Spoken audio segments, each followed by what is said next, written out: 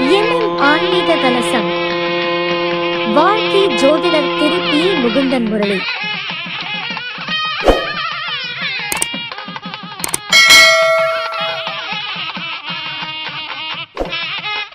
காந்தி எவ்வாறு உருவானது, அதனுடைய கதைகள் என்ன, அதனுடைய விளக்கங்கள் என்ன, அதனுடைய வரலாறுடைய சூட்சமங்களுடைய நுணுக்கத்தை அறிந்து கொண்டு நம்முடைய ஜாதகத்தை ஒப்பிட்டு அது எவ்வாறு நிவர்த்தி செய்து பரிகாரம் செய்து நம்ம வாழ்க்கையில் எப்படி நிறைவாகவும் நிம்மதியாகவும் வாழ முடியும் அப்படின்ற ஒரு விஷயத்த ஒரு அற்புதமான ஒரு கருத்துக்களை நம்முடைய சீதா சுரேஷ் ஐயா அவர்கள் இப்பொழுது பதிவு செய்ய வருகிறார். உங்களுடைய கைத்தட்டல் உற்சாகத்தோட வெளியே இருக்கக்கூடிய நபர்கள் அனைவரும் கொஞ்சம் உள்ளே வருமாறு கேட்டுக்கொள்கின்றேன்.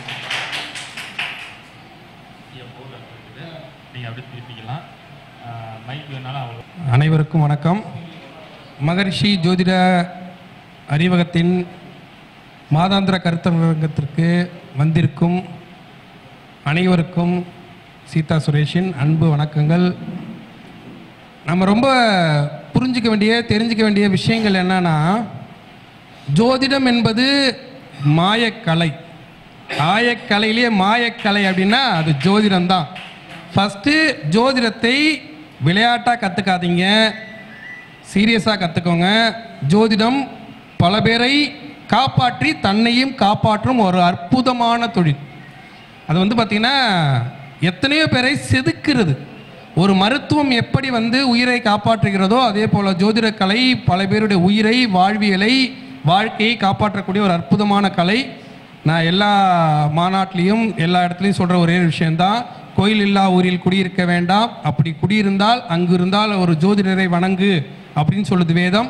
அவ்வளோ ஒரு சிறப்பான கலை இந்த ஜோதிட கலை. இந்த ஜோதிட கலையில் பார்த்திங்கன்னா நான் கேரளாவில் முறையாக குருகுல கல்வி கற்றுக்கிட்டவன். நான் அதில் பார்த்திங்கன்னா ஒரு 3.5 ஆண்டு காலம் குருகுல கல்வியாக இந்த ஜோதிடத்தை முறையாக நான் கற்றுக்கிட்டேன். எங்கள் குருநாதர் வேணுகோபால் நம்பூதிரி தான் ரொம்ப சிறப்பாக கற்று தந்தாங்க. அதில் மாந்தி அப்படின்ற ஒரு கிரகம் இல்லாமல் நாங்கள் ஜோதிடம் சொல்வதிலே மாந்திரிக தேசம் அப்படின்னா கேரளா.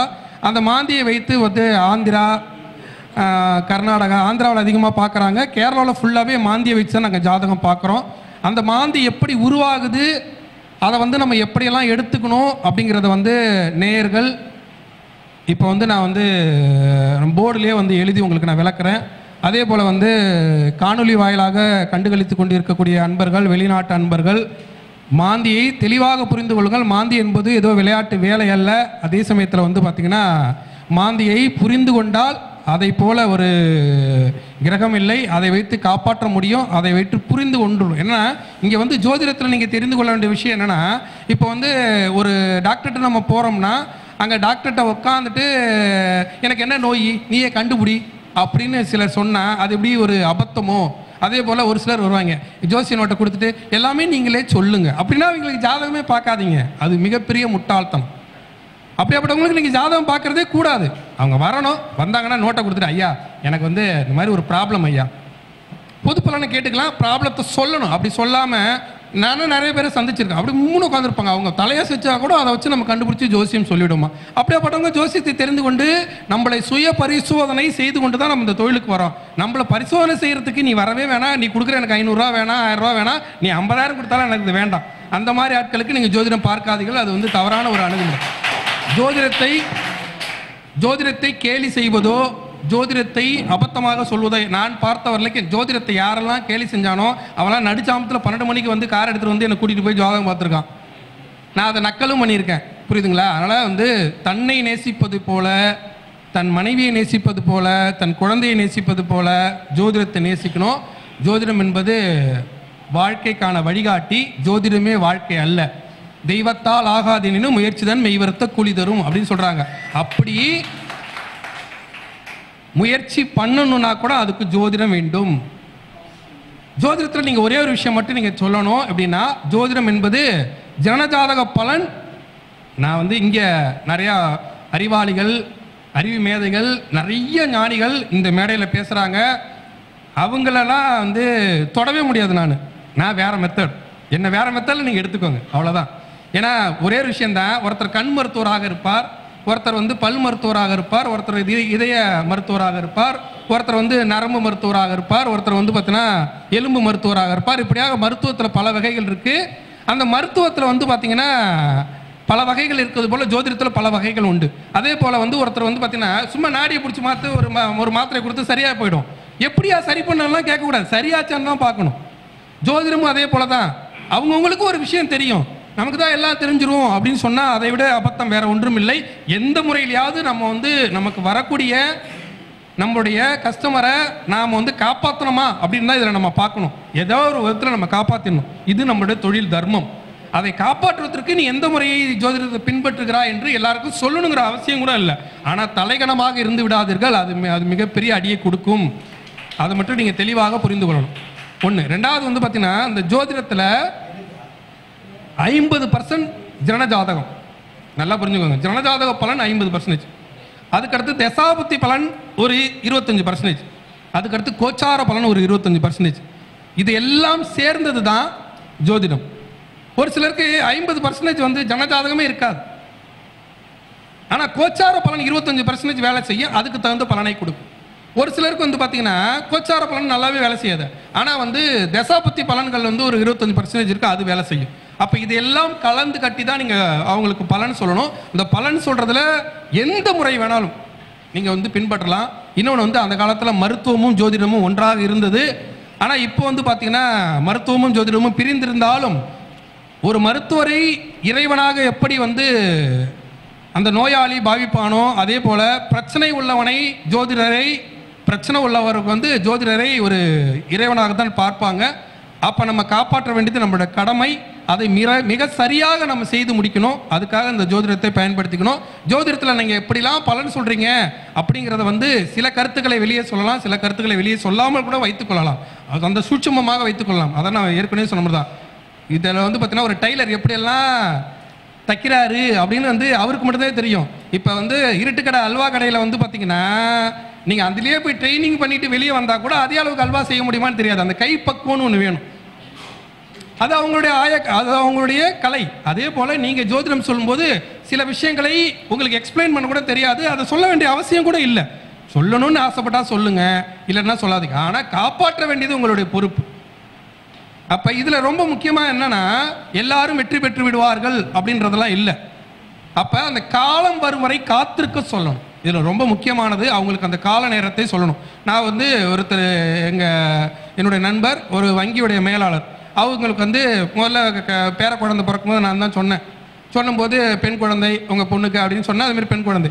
அப்போ ஒரு 2 நாளைக்கு முன்னாடி ஃபோன் பண்ணார். ஃபோன் பண்ணோடனே முக்கியமாக வந்து அந்த குழந்தை சிசரின் அதுக்கு வந்து நீங்கள் பார்த்து சொல்லணும் அப்படின்னே நான் அதுக்கு டைம்லாம் சொல்லிவிட்டு குழந்தை என்னான்னு நீங்கள் சொல்லிடுங்க அப்படின்னா எனக்கு எடுத்தோன்னே டக்குன்னு என்ன சொல்லிட்டேன், பெண் குழந்தை தான் பிறக்கும் போங்கன்னு. என்ன இப்படி சொல்லிட்டீங்க, ஐயோ எனக்கு பையன்லாம் வேணும், நீங்கள் மட்டும் சொல்லிவிட்டீங்க அப்படின்ட்டார். நான் சரி பரவாயில்ல நீங்கள் இது பண்ணுங்கள் அப்புறமா நான் எனக்கு கால் பண்ணுங்கன்ட்டேன். நேற்று நான் காரில் ட்ராவல் ஆகிட்டு இருக்கும்போது கால் பண்ணி நீங்கள் சொன்ன மாதிரி பொண்ணு தான் பிறந்து போச்சு அப்படின்னாங்க. இதில் என்ன இருக்குன்னு, ஏன்னா அந்த ஜனஜாதகத்துடைய அவருடைய ஜாதகம் அவர் 3 ஆண்டுகளுக்கு முன்பு பார்த்தது நினைவு இருக்கிறது. அவருக்கு இப்போ பெண் தான் பிறக்கும். முதல்ல பிறந்த பெண் என்பது ஆசைக்கு பொண்ணு ஆள்றதுக்கு ஆணுன்னு சொல்லுவாங்க. அந்த ஆசைக்கான பெண் முதல்ல பிறந்தது. அடுத்து 2வது ஒரு பெண் குழந்தை பிறந்து அவருடைய மருமகனுக்கு அவர் அந்த பெண் குழந்தை பிறந்த பிறகு தான் நல்லா சம்பாதிக்கணும், நல்ல வேலைக்கு போகணும், அதன் மூலியமாக ஒரு வீடு கட்டணும், அந்தஸ்தாக வரணும், அதுக்கப்புறம் தான் ஆண் குழந்தை பெற்றுக்கொள்ள முடியும் என்று ஜாதகத்தில் இருக்குது. அதை தான் நான் சொன்னேன். அதுக்கு என்ன பண்ணணும்னா இறை வழிபாடு என்பது வேண்டும். ஒவ்வொரு ஜோதிடருக்கும் இறை வழிபாடு என்பது முக்கியம். ஏன்னா ஜோதிடம் என்பது ஆன்மீக கலை. அந்த ஆன்மீக கலையில் ஆன்மீக பலம் இல்லாமல் எந்த ஒரு விஷயத்தையும் உங்களால் எடுத்துக்கொண்டு செல்ல முடியாது. அதை முறையாக நீங்கள் புரிஞ்சுக்கிட்டா இந்த ஜோதிட கலை என்பது மிக சரியாக இருக்கும். உங்களுக்கு வந்து பார்த்திங்கன்னா நிறைய கோயில் போங்க, நிறைய தேடுங்க, தேடி தேடி அலையும் போது உங்களுக்கான தெய்வம் என்ன என்று புரிந்து கொள்ள முடியும். நீங்கள் வேணால் பார்த்தீங்கன்னா ஜோதிடம் போய் அதேமாதிரி பகுத்தறிவு சிந்தனையோடு நான் இருக்கேன் அப்படின்னு சொல்லக்கூடியவர்கள் கூட எனக்கு வந்து வால்பேப்பர் ஸ்க்ரீனில் வந்து நான் இந்த ஸ்க்ரீன்ஷாட் தான் வச்சுப்பேன், இந்த வால்பேப்பர் தான் வச்சுப்பேன் அப்படின்னு சொல்கிறத நீங்கள் பார்த்துருப்பீங்க. இது எல்லாமே ஜோதிடம் தான். இந்த சட்டை தான் போடுவேன், இந்த கலர் தான் போடுவேன், இந்த பேனா தான் யூஸ் பண்ணுவேன், நான் இந்த செப்பல் தான் போட்டுக்குவேன். இது கூட ஒரு விதத்தில் நீங்கள் கணக்கு போட்டு பார்த்தீங்கன்னா அவங்க ஜோதிட அடிப்படையில் தான் இருக்கும். ஜோதிடத்தை பார்த்தாலும் பார்க்கலனாலும் ஜோசிய நோட்டுக்கோ ஜோதிடருக்கோ கேடு இல்லை. பார்த்தா அவங்க வாழ்க்கையை நம்ம மாற்றி கொடுக்க முடியும். மழை வருமா வெயில் அடிக்குமா அப்படின்றது வானியல் கணக்கு. அதே போல் ஜோதிடம் என்பது நீங்கள் பிறந்த நேரத்தில் கிரக அமைப்பு எப்படி இருந்தது அப்படின்றதை அடிப்படையாக வைத்து கணக்கு போடக்கூடிய ஒரு கணக்கு. அதை இப்போ மழை வரலன்னா போய் வானிலை அறிக்கை படிக்கிறவங்களை போய் அடிக்க முடியாது. அதே மாதிரி ஒரு நிகழ்வை இப்படி நடக்கும்னு சொல்ல முடியும். இப்போ வந்து அமெரிக்க கவர்மெண்ட்டில் யார் ஜெயிப்பாங்க அப்படின்னு சொல்லி ஒருத்தர் கேட்டாங்க. நான் கேட்கும்போது ஒரே விஷயம் சொன்னேன், கமலா ஹாரிஸ்க்கு நிறையா வாய்ப்பு உண்டு, ஆனால் ட்ரம்ப்பை நீங்கள் அசால்ட்டாக இடை போட்டு விடாதீர்கள் அப்படின்னு சொன்னேன். என்ன இப்படி சொல்கிறீங்க? ஆமாம், கமலா ஹாரிஸ் தோற்றதற்கும் ட்ரம்ப் ஜெயிச்சதற்கும் ஒரே ஒரு வித்தியாசம்தான். அவங்களுடைய கருத்து கணிப்பு தான் கமலா ஹாரிஸை தோற்கடித்தது. அதே கருத்து கணிப்பு தான் ட்ரம்ப் என்ற கார்ப்பரேட் தலைவரை ஜெயிக்க வச்சது. ஏன்னா ட்ரம்ப் ஜெயிக்கிறதுக்கான வேலையை பார்க்கல. கமலா ஹாரிஸ்க்கு நல்ல வாய்ப்பு இருக்குது, நமக்கு வாய்ப்பு இல்லை. அப்போ என்ன பண்ணார்? இந்த எல்கேஜின்னு ஒரு படம் பார்த்தீங்கன்னா தெரியும். அதில் எதிராளியை தோக்க வைக்கிற வேலையை மட்டும் பார்ப்பான், எதிராளியை வீழ்த்துறதுக்கான வேலையை மட்டும் பார்ப்பான். இவன் தானே ஜெயிச்சிடும். அதே மாதிரி ட்ரம்ப் என்ன பண்ணார்னா கமலா ஹாரிஸை தோற்கடிக்கிறதுக்கான வேலைகளை மட்டுமே பார்த்தார், தான் ஜெயிக்கிறதுக்கான வேலைகளை பார்க்கவே இல்லை. அதனால் ஜெயிச்சிடார். அவர் ஒரு கார்ப்பரேட் முதலாளி. அந்த கார்ப்பரேட் முதலாளி வேலையை பார்த்தாரு. அந்த கருத்து கணிப்பு தான் கமலா ஹாரிஸை தோற்கடித்தது, ட்ரம்ப்பை ஜெயிக்க வச்சது. நேற்று தான் பதவியேற்றிருக்கா. இது அப்போ இதே மாதிரி இந்த ஜோசியம் கணக்கு சொல்லும்போது ரொம்ப தெளிவாக நீங்கள் கணக்கு சொல்லணும். ஏன்னா நம்ம நிறையா விஷயங்களை ஆழமாக பார்த்து கொண்டிருந்தோம். இப்போ இந்த மாந்தி எப்படி பிறந்தார், மாந்தியை நம்ம எப்படிலாம் கணக்கிடணும், மாந்தி சனீஸ்வர பகவானோடு மற்ற கிரகங்களோடு சேரும்போது என்ன இருக்குது அப்படின்றத நம்ம தெளிவாக விளக்கலாம். அதில் நம்ம போர்டு பக்கம் திரும்பிக்கோங்க, போர்ட்லேயே நான் எழுதி விளக்குறேன். தேங்க்யூ.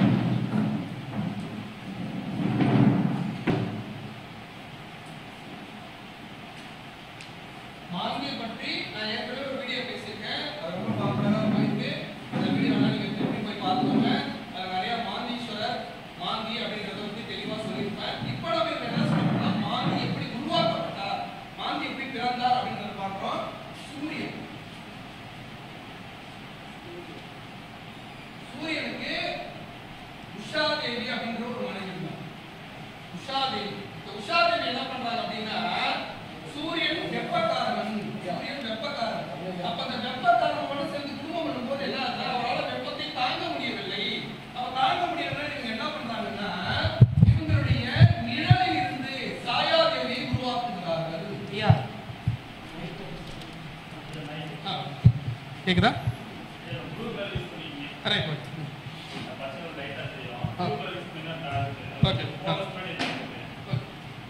அப்ப என்ன பண்றாங்கன்னா சூரியன் என்ன பண்றாங்கன்னா உஷாதேவியை திருமணம் பண்றாங்க. உஷாதேவிக்கு சூரியனுடைய வெப்பத்தை தாங்க முடியவில்லை. தாங்க முடியலன்னா என்ன பண்றாங்க அப்படின்னா அவங்க என்ன பண்றாங்க, சாயாதேவி தன்னுடைய நிழலை வைத்து சாயாதேவி உருவாக்குறாங்க. நிழலை வைத்து சாயாதேவி உருவாக்கிட்டு இவங்க என்ன பண்றாங்க, வெளியே போயிடுறாங்க. அப்ப சூரியனுக்கு தெரியாது உஷாதேவி இல்ல சாயாதேவி அப்படின்றது. அப்ப நீங்க இந்த வியாபாரின்னு ஒரு படம், வியாபாரியா ஒரு இவன் எஸ்ஜே சூர்யா நடிச்சிருப்பான். அதில் பார்த்தீங்கன்னா அவன் வீட்டை பார்த்துக்க முடியலன்னு ஒருத்தனை அவனை மாதிரியே குளோனிங் பண்ணிடுவாங்க. அன்னைக்கே குளோனிங் நடந்திருக்கு. குளோனிங் பண்ணி வேற ஒருத்தரை உருவாக்கி வீட்டில் விட்டுருவான். இவன் தானியாக ஜாலியாக சுற்றிட்டு இருப்பான். அதே மாதிரி உஷாதேவி என்ன போயிட்டாங்க இங்கே சாயாதேவி வந்துட்டாங்க. நான் சொல்றது புரியுதுங்களா உங்களுக்கு? அப்ப இந்த உஷாதேவிக்கு பிறந்தவர் தான் யமன். புரியுதுங்களா? இந்த சாயாதேவிக்கு பிறந்தவர் தான் சனீஸ்வர பகவான். இப்ப இவங்க ரெண்டு பேர் இருக்காங்க. அவங்க ரெண்டு பேர் இருக்கும்போது யமனுக்கு நிறைய சக்தி இருக்கு. யம தர்ம ராஜா நிறைய சக்தி இருக்கு. அப்ப சனீஸ்வர பகவானுக்கு நிறைய சக்தி இல்லை அப்படின்னு சொல்லி எப்போதுமே நீங்க நல்லா பார்த்துக்கோங்க. சாயாதேவி குழந்தை பெற்றுக்கொள்ளும் வரை யமனை தன் பிள்ளையாக நேசித்தாள். அங்கேயே சித்தி குடும்பம் வந்துருச்சு. புரியுதுங்களா? அதுக்கப்புறம் சனீஸ்வர பகவானை பெற்றுக்கொண்ட பிறகு இவங்க வித்தியாசம் பார்ஷியாலிட்டி பார்க்க ஆரம்பிச்சிட்டாங்க. பார்ஷியாலிட்டி பார்க்க ஆரம்பிச்சோன்னே என்ன நடந்துச்சு, அப்ப யமன் அளவுக்கு நீ திறமை இல்லாதவன் அப்படின்னு சனீஸ்வர பகவான் கேலி செய்யப்பட்டார். அப்ப என்ன பண்றாரு, கேலி செய்யப்பட்டவனே என்ன பண்றாரு, இவருக்கு ஒரு அட்வைஸ் கொடுத்து இவரை காசிக்கு போய் என்ன பண்ண சொல்றாங்க அப்படின்னா தவம் இருந்து சனீஸ்வர பட்டம், ஈஸ்வர பட்டம் வாங்க சொல்றாங்க. புரியுதுங்களா உங்களுக்கு? ஈஸ்வர பட்டம் வாங்கிட்டு வர்றாரு. நான் சொல்றது புரியுதுங்களா? ஈஸ்வர பட்டம் வாங்கிட்டு வர்றாரு, அவ்வளவு சிறப்பானவரா ஆயிடுறாரு. இதுல இன்னொன்னு என்னன்னா, நம்ம கடவுள்கள்ல வந்து பார்த்தீங்கன்னா விக்னேஸ்வரன் அப்படின்னா யாரு? விநாயக பெருமான் அப்படின்னு நம்ம சொல்றோமா? அதுக்கு அடுத்து வந்து பார்த்தீங்கன்னா ராவணேஸ்வரன், சனீஸ்வரன் இப்படிலாம் சொல்றோம். மனுஷன்ல ஈஸ்வர பட்டம் யாருக்கு கொடுப்பாங்க அப்படின்னா, கோடி ரூபாய் யார் சம்பாதிக்கிறானோ அவனை தான் கோடீஸ்வரன் சொல்லுவாங்க. அங்க கூட பணம் என்பது மிக முக்கியமாக வந்து விடுகிறது. கோடி ரூபாய் உழைத்து சம்பாதித்துட்டா இப்ப லட்சாதிபதி பிச்சாதிபதி ஆயிடுவான். அதை பத்தி பயப்படாதீங்க. ஆனா ஒரு மனிதன் உழைத்து கோடி ரூபாய் சம்பாதிச்சானா அவ்வளவு சீக்கிரமா அவன் பிச்சைக்காரன் ஆக மாட்டான். நீங்க வேணா பாத்தீங்கன்னா தெரியும். இந்த கோடீஸ்வரனை உருவாக்குவதில் சனீஸ்வரனுக்கு தான் மிகப்பெரிய பங்குண்டு. சனி பலம் இல்லாத ஒருத்தனால் கோடீஸ்வரனாக ஆக முடியாது. இவனை எழுதி பாரு, அவன் ஜாதகத்தை ஆய்வு பண்ணி பாரு. சனி பலம், சனீஸ்வரனால மட்டுமே ஒரு மனிதனை கோடீஸ்வரனாக்க முடியும். சனி போல் கொடுப்பான் இல்லை, சனி போல் கெடுப்பான் இல்லை. அப்படி சனீஸ்வர பகவான் உன் ஜாதகத்தில் எங்கேயாவது ஒரு இடத்துல வேலை செய்யாம உன்னால இந்த கோடீஸ்வரங்கிற பட்டத்தை வாங்கவே முடியாது. அப்படி ராகு பகவான், ராகு அப்படிங்கிறது வந்து பார்த்தீங்கன்னா தாத்தா, தந்தை வழிபாட்டன். இந்த கர்ம விடைங்கிறத பற்றி நான் பாலஜோதிடம் புக்கில் எழுதியிருப்பேன். அதே மாதிரி ஐபிசி சேனலில் பேசியிருப்பேன். சஞ்சித கர்மா, ஆகாமி கர்மா, பிராப்த கர்மா அப்படின்னு 3 கர்மா. இது மற்ற கர்மாக்கள் நிறையா இருக்குது. அதை பற்றி நிறைய பார்த்தாலும் 3 கர்மாவை மட்டும் நீங்கள் தெளிவாக எடுத்துக்கொள்ள வேண்டும்.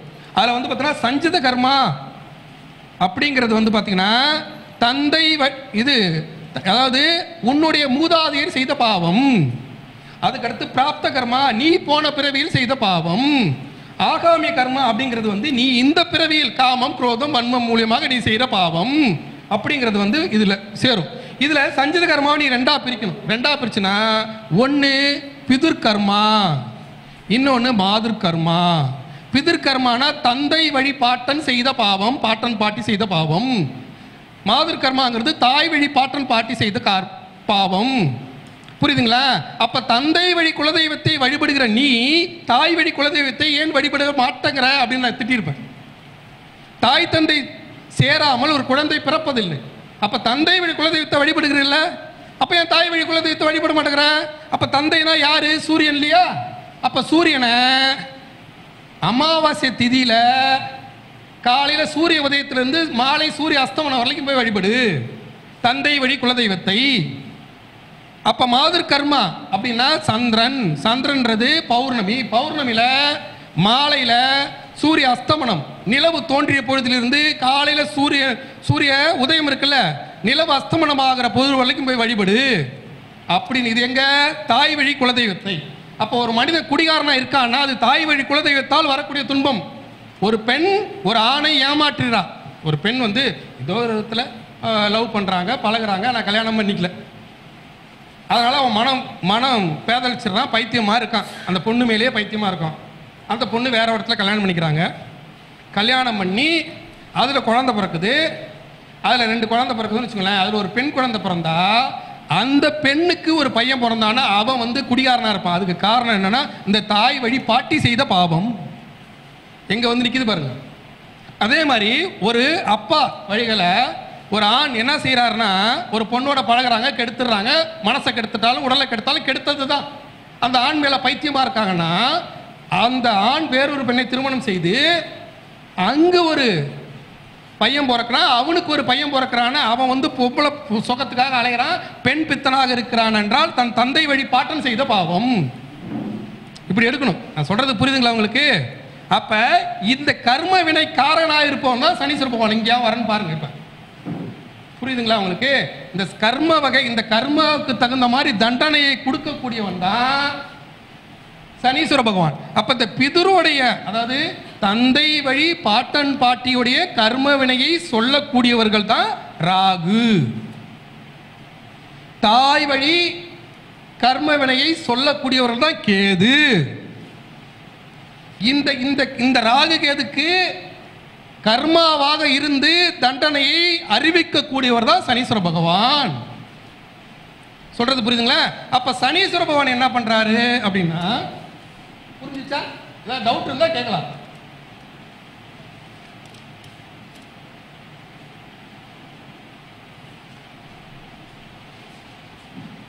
இப்ப சனீஸ்வர பகவான் என்ன பண்றாருன்னா, ஈஸ்வர பட்டம் வாங்கிட்டாரு.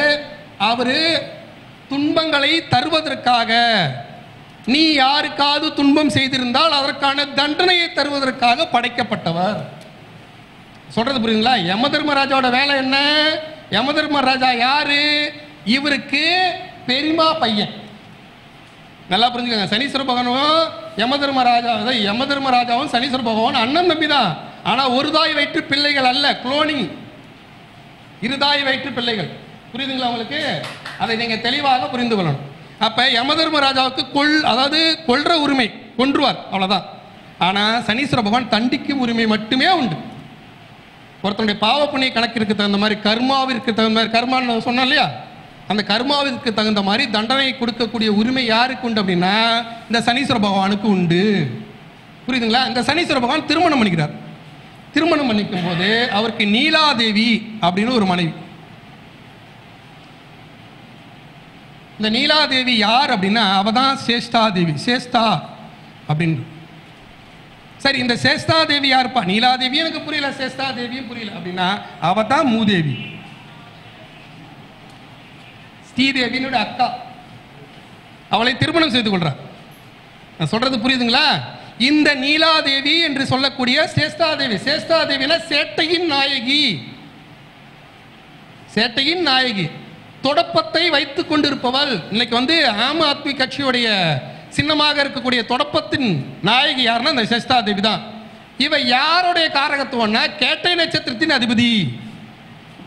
அப்ப நீங்க கேட்ட நட்சத்திரத்துக்கு ஜாதகம் சொன்னாலே ஃபர்ஸ்ட் நீ சேஷ்டாதேவியை கும்பிடு, அப்புறம் மற்ற விஷயங்களை பேசலாம்னு சொல்லிடலாம். கேட்டனா சேட்டை, ஒருத்தன் சேட்டை பண்றானா அவன் கேட்டையில் இருக்கான்னு அர்த்தம். இல்ல ஏதோ ஒரு விதத்துல இந்த சேஷ்டாதேவி விளையாண்டுட்டு இருக்கான்னு அர்த்தம். சேஷ்டாதேவியை பூஜை செய்யாமல் ராஜராஜ சோழன் போருக்கு செல்வதில்லை. ஸ்ரீதேவிய நீங்க பாராட்டுறீங்க, போட்டுறீங்க. ஆனா சேஷ்டாதேவியை போட்டுனா அள்ளி கொடுத்துருவான். இந்த சேஷ்டாதேவி யாரு? அவதான் மூதேவி என்று சொல்லக்கூடிய அவதான் நீலாதேவின்னு சொல்றது. அப்ப இந்த நீலாதேவிக்கு பிறந்தவர் தான் குளிகன். நல்லா புரிந்து கொள்ளுங்க. இந்த நீலாதேவிக்கு பிறந்தவர் தான் குளிகன். அப்ப இந்த நீலாதேவியா, அதுக்கு அடுத்து இன்னொரு மனைவி இருக்காங்க, அவங்க பேரு மந்தாதேவி. புரியுதுங்களா? இந்த மந்தாதேவிக்கு பிறந்தவர் தான் மாந்தி. இப்ப வருதா உங்களுக்கு மாந்தி எங்க வருதுன்னு? நான் சொல்றது புரியுதா? இப்ப இதுல இன்னொரு ஆய்வும் உண்டு. ஆனா அந்த ஆய்வுக்கான முறையான பதிவுகள் கிடைக்கல. அதையும் நான் சொல்லிடுறேன் உங்களுக்கு. முறையான பதிவுகள் கிடைக்கல, அதனால அதை வெளியே கொண்டு வர முடியாது. இந்த நீலாதேவிக்கு ஒரு பெண் பிறந்ததாகவும் அந்த பெண்ணுக்கு மாந்தி தேவி என்று பெயரிட்டதாகவும் ஒரு வரலாறு உண்டு. நல்லா புரிந்து கொள்ளணும். இந்த நீலாதேவி, சேஷ்டாதேவி, சேஷ்டா என்ற வார்த்தை வடமொழி சொல். நான் சொல்றது புரியுதுங்களா உங்களுக்கு? அப்ப அந்த நீலாதேவி, சேஷ்டாதேவி என்று சொல்லக்கூடிய மூதேவி தான் சனீஸ்வர பகவானுடைய மனைவி. அவங்களுக்கு பிறந்தவர் தான் குளிகன். இந்த குளிகன் எதற்காக படைக்கப்பட்டவர்னா நன்மையை செய்வதற்காக படைக்கப்பட்டவர். குளிகை நேரத்தில் எதை செய்தாலும் நன்மையாக நடக்கும், வளரும்.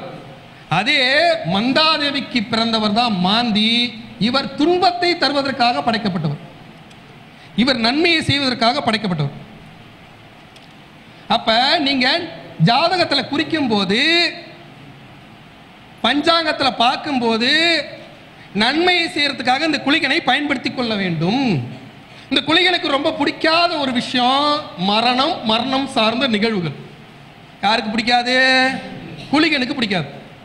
அதே திருமணம், திருமணம் சார்ந்த நிகழ்வுகள், சுபம், சுபம் சார்ந்த நிகழ்வுகள் குளிகனுக்கு பிடிக்கும். புரியுதுங்களா உங்களுக்கு?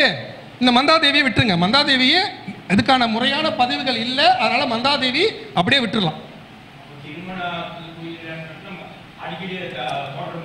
ஆமா, இல்லைங்க. இப்ப திருமணத்தை குளிகனோட சம்பந்தப்படுத்தணும்னா சுப நிகழ்வுகள் தொடரும். அதுக்குன்னு குளிகை நேரத்தில் திருமணம் பண்ணக்கூடாது.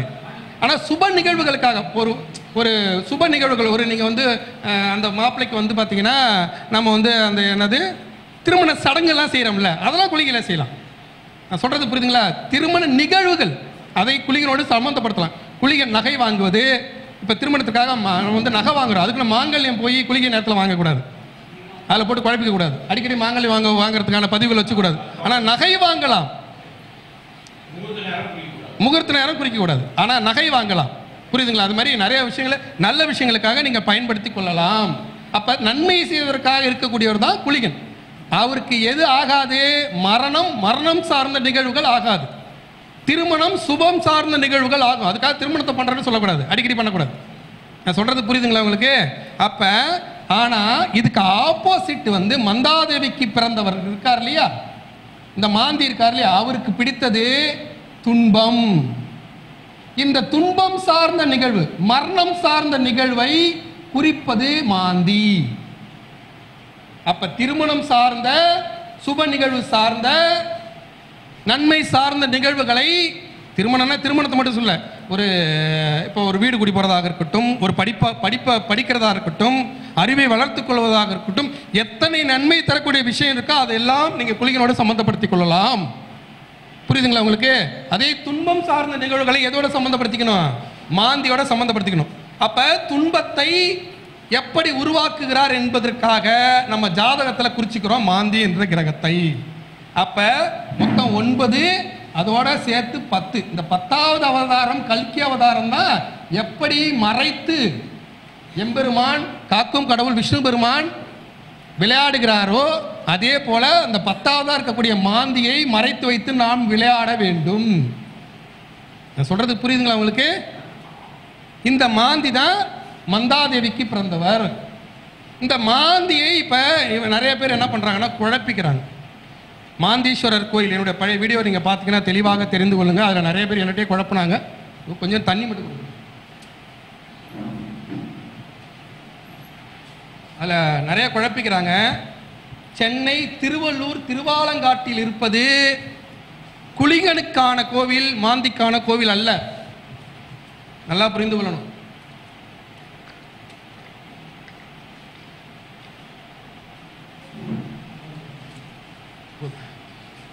அதே கும்பகோணம் திருவாலங்காடு வீரட்டேஸ்வரர் கோவிலில் இருப்பதா மாந்தி. சென்னை திருவாலங்காடு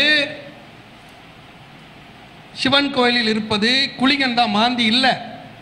அது மாந்திக்கான பரிகார சேத்திரம் அல்ல. நன்மை தருவதற்கான குளிகனுக்கான பரிகார சேத்திரம். தப்பாக எல்லாரும் கொண்டாடிட்டு இருக்காங்க. அதே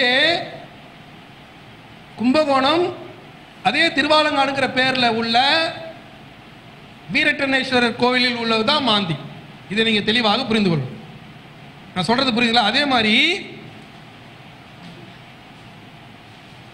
திருநாரையூர்ல வந்து பாத்தீங்கன்னா குடும்பத்தோட இருப்பார்.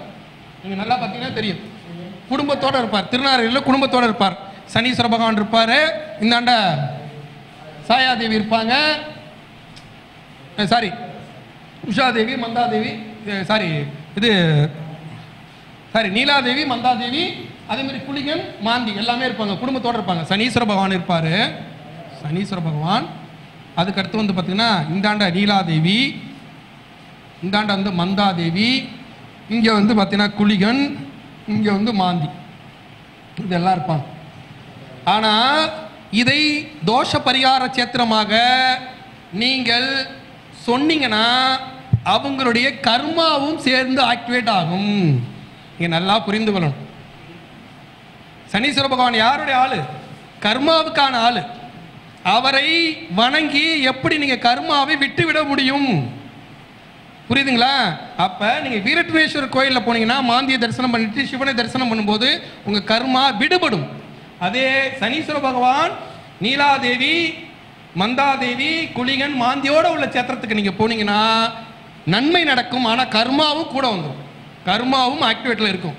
அதுக்கு ஒரு உதாரணம் சொல்லணும்னா, திருப்பதி போனீங்கன்னு வச்சுக்கோங்களேன். திருப்பதி போனால் நன்மை நடக்கும், மறுப்பதற்கு இல்லை.